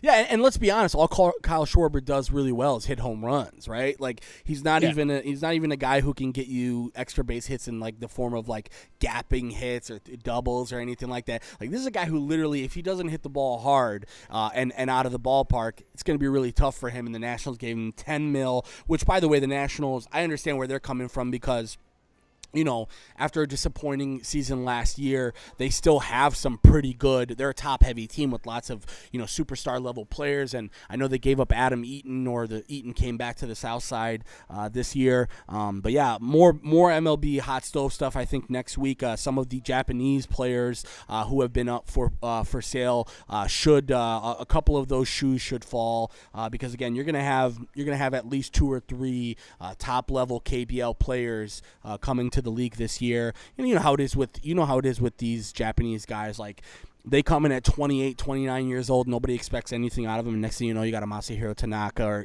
somebody like that. Yeah, dude. That Japanese player ended up going back to Japan after all that. Well, you know, but he went right back to Japan. I have a hard time blaming a guy like that because you know what, man? If they're telling you they're gonna pay you to stay home, hey, dude, I'd say because you remember just as many Ichiros and Masahiro Tanaka's there's like a bunch more who come over like Fukudome and some of these guys who are like, I'm gonna be a superstar here, and then they last 2 years and they're back in Japan. Let's start that list. Hideki Arabu. Oh God. Daisuke. Yeah. Fukudome. I mean, the Yankees got that Ishii after they missed out on Daisuke. They went out and got that Ishii kid, and they were like, "Oh yeah, this guy is known as like the strikeout king of Japan." He was anything but in the United States. Yeah, that's and you know, it seems like teams have gone away from that, right? It seems like it was a lot more trendy like 5 years ago to go and get a guy from Japan, but now, like, you know, teams like the White Sox, they just signed Yoenis Cespedes, younger brother. I saw that. Yeah, apparently this kid is an absolute beast, and like every one of these studs who comes out of Cuba, they just want to come to the Sox. Like they're just like, you know what, skip every other team. Just let me know when the White Sox want me, because the White Sox are putting together a bunch of Cubans on the South Side. They're going to be really good for a long time. So yeah, we'll have some more hot stuff for you guys. Yeah, and think about it too, dude. Freaking the White Sox have treated all the Cuban players well. Like, think about it. When the Yankees let both Jose Contreras and El Duque go, where did they go? Went straight to the White Sox. Won a World Series. Treated them well. Yeah. The same thing with Jose Abreu, the reigning AL MVP. You know, so these guys are like, hey, look, you know, and plus we all know that Chicago has a pretty deep Hispanic culture out there. I know that you know the majority of it is Mexican, but dude, they have a melting pot of everyone that's up there, dude. So you know, it may not be Cuba, but they'll definitely make you feel like you're at home in Chicago. Yeah, you know what I'm saying? So I'm with you, dude. If for some reason it does feel like all the Cuban guys are like, hey man, put in a good word for me. And then you go to Kenny Williams with your translator, talk to him real quick. Kenny's like, we'll take a look at it and go sign him and see what we can do out of him. So, yeah, dude, I'm with you on that. That's still, and I know it still bugs you that Tony La Russa is the manager, but it's that reason why Carlos Beltran should have still been the manager of the White Sox. Mm-hmm. You can't tell me nothing that Carlos Beltran would not have done work as a Spanish-speaking manager with a bunch of Cuban players. Are you kidding me? Yeah, it makes too much sense, Reinsdorf. Way too much sense, dumbass. Yeah. And you know, people try and correct me. Well, Tony La Russa speaks Spanish. I get it. It's not about that. It's not about, like, you know, it's not about that. You know, your Spanish teacher in high school spoke Spanish too, but you know, I'm just saying that, you know, as far as relating to players, having an 80-year-old guy who had like 2 DUIs in the last year and a half, maybe isn't the best move. But you know, I've forgotten about that until you mentioned it. And now I have to go back into a depressive mode for the next couple of days, remembering that we have Tony La Russa as our manager. But either way, we still have Luis Robert, and he's going to be the MVP next year, so we'll just call it that either way. But before at the rate the White Sox are going, you may not be too wrong. And another thing is, Nick, watch out for the White Sox. They're not done. You know, they made some moves here, and you know, they've still got, you know, you mentioned the Mets need a closer. I think the Mets and the White Sox are both like 1 and 2 for Liam Hendricks, who's the fine closer out of Oakland. I know Alex Colomé is still available. I think the Mets makes a lot of sense for Colomé. I don't think Colomé's coming back to the White Sox because, you know, he might. They know he's not worth the money that he's going to get this year. But yeah, very, very interesting offseason because of COVID. You know, we're seeing this delay in a lot of the moves that we would usually see, like hot stove is open and then boom, 2 weeks in, majority of the moves are done. And now it's you know, let's be honest, last couple of years has been like that. But with COVID happening and teams sort of reevaluating payroll on a daily basis, as it seems. I mean, look at the Cubs, dude. The Cubs, by the way, speaking of the Mets, are in talks with the Mets about Chris Bryant, is what I'm hearing too. Saw that. You know, Chris Bryant and then Francisco Lindor, clearly the Coens are not messing around in New York. But at the same time, what are you going to get from the Mets now? I feel like they showed their ass, you know, giving everything they did to what's his name? To the Indians. Yeah.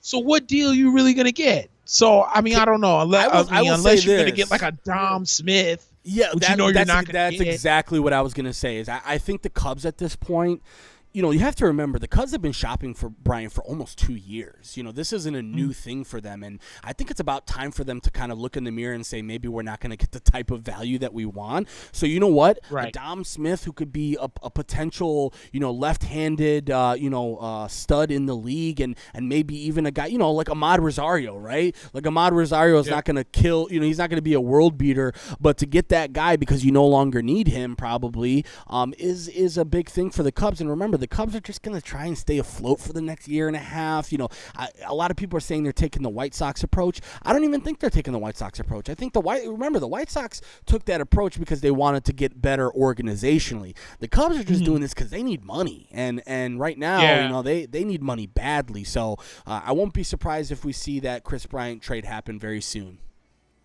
I'm with you on that, and also let's not forget that they just traded you to San Diego, who are making moves.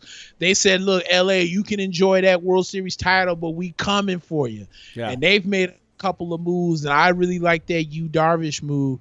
I think that was a good move. You know, you coming off a big year with no fans in stands, and you know he already talked about the whole booing nonsense. You know, Chicago is not really the spot for you to not want to get booed, but maybe San Diego is. Yeah. I just love what they're doing with Fernando and I think what's his name on that team? Eric Hosmer, isn't he over there? Manny Machado, and then Manny Machado. Yeah, now the fact that they've got.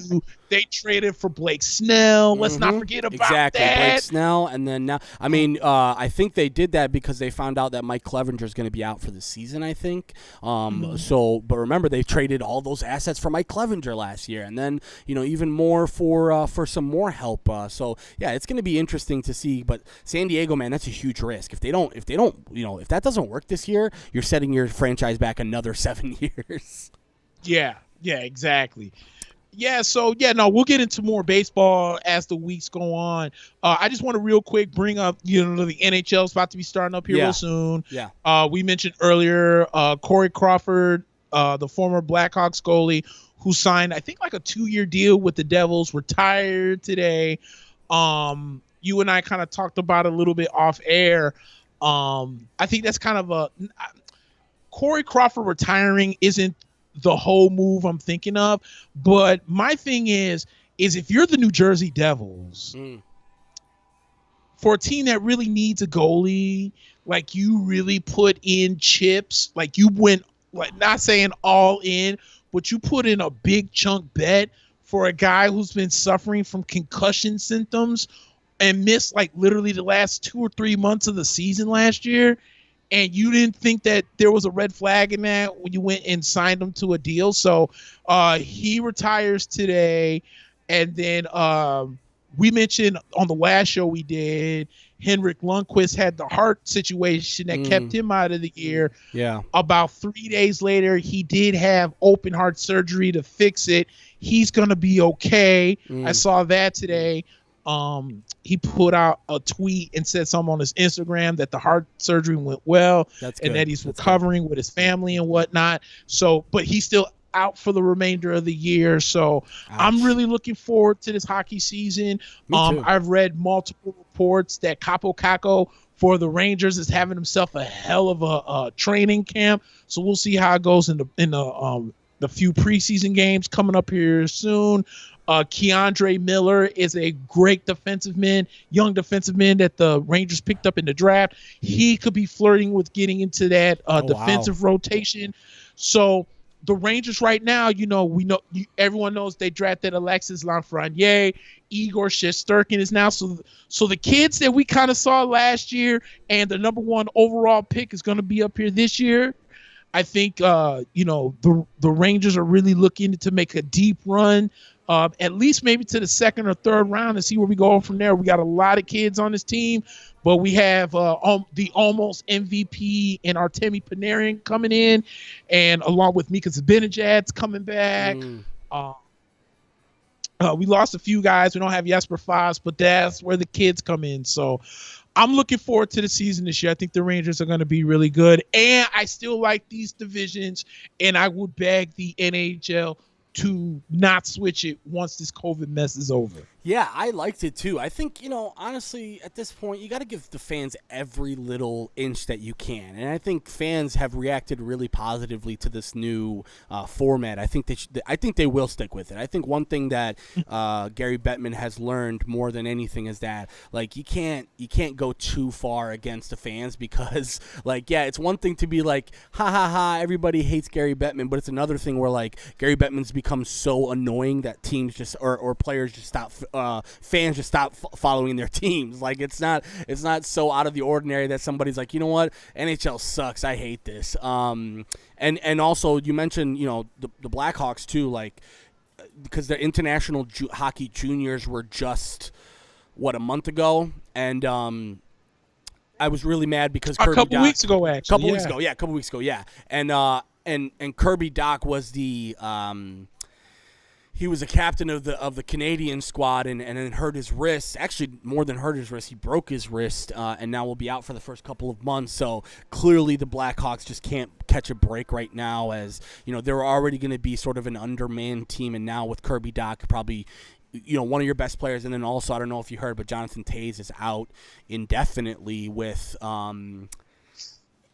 they're not willing to say. He's not willing to say, and that's one thing about hockey that I kind of think is pretty cool. Like, players don't have to tell you why they're hurt or what they're ailing from. But yeah, Jonathan Toews is out indefinitely, and hoping it's not something serious. I don't think it's COVID related. I think they would have mentioned if it was COVID related. I think it's something pretty serious, and he's going to be out indefinitely. So missing probably two of your best three players right off the bat to start the season. Not a good start for the Blackhawks. So I guess we will have to see what happens. Yes, sir. All right, my man. Go ahead. Real quick before we go, did I see an ESPN notification about 3 days ago that Derek Lewis will be going against Curtis Razor Blades? Yeah. So they rescheduled that one. That one was supposed to happen, I think, like the end of the year. So yeah, they did extend that one and make it happen, I believe, beginning of February, if I'm not mistaken. And that will lead into what happens with the heavyweight division, because John is waiting on a couple of things to drop to see what he does. And I think overall right now Stipe is the one that's really holding up the division. It's not, it's not really. We know it's going to be Stipe and Francis next, and whenever that happens, unfortunately, we're going to have to wait till that happens, because John doesn't seem too hell-bent on, becoming he doesn't want to be a lower card guy. Like, imagine John Jones being the second or third fight on a main card. You just can't have that. And, at this point, I'm not exactly sure what they're going to do with him, but I think it's really important that Lewis and Blades fight happen, because then what you can do is maybe you can play some musical seats with Rosenstruik and John Jones, and then the loser of Stipe and Francis, which I think is going to be Stipe at this point. Yeah, me too. Francis, I've been watching his Instagram. He's looking like a damn monster. So, I'm telling you, dude. I'm telling you. Yeah, I'm telling you. It's going to be rough. It's going to be rough for heavyweight division this year. And by the way, the UFC, the first sports organization that has officially said that they will be doing, actually they're not the first, because I know we've seen some limited capacity, but they're the first of 2021 to announce that they will have fans at Fight Island. So, I guess, residents of Dubai or the UAE will have an opportunity to go to the fight. Dana was on record as saying he will never do another UFC in person until he can fill a stadium. And then Dubai called up and was like, excuse me, we have some money for you. And he's like, oh, yeah, no, we'll do whatever you need. Just send us some Dubai oil money and we got you. So they somehow convinced him. I wonder how they convinced him, Nick. I don't know. Exactly. I don't know. All right, cool. Guys, again, we appreciate all the love and support. And again, want to thank Reps Place for hosting us and being gracious hosts. Again, we've done these a ton, but is the first one we've done since COVID, and really appreciate Reps Place. And again, guys, if you guys didn't hear before, it's 3200 Kirchhoff Road in Rolling Meadows. I'm telling you, you guys don't want to miss out on this food. They are doing curbside pickup, have been doing it this whole day. Call in. The number's 224-347-2916. You can give them a call, and you know, there's a menu online. But again, I'm telling you guys, lots of great food, and you know, continue to support businesses like this. And again, we want to thank Reps and Mike and again Steve for making this happen for us, and really appreciate it. And again, guys, come check out Reps Place in Rolling Meadows, not too far from Arlington Heights, Schaumburg, you know, pretty central to a lot of these northwest suburban locations. So 3200 Kirchhoff Road in Rolling Meadows, and again, the phone number 224-347-2916. They're open for a couple more hours here, so continue to check them out. And if you're hungry, they've got some of the best food in the area. So appreciate it for Reps. Nick, anything else, my man? Go Bucks, baby. All right, go Bucks and go Bears. Tampa. That's right. That's all I need to say is go Bucks. We got this. Cool. Well, time to raise the flag. All right, guys. Well, we'll talk next week. We'll have some you know, results for you guys. We'll talk about all the stuff that's transpired in the NFL. Obviously, talk about the updates on the NBA, MLB hot stove, and we'll obviously talk about the national championship winner as well. So again, live at Reps Place here for Nick, for Steve, and everybody here at Reps and myself. We'll see you next time. Bye. Peace.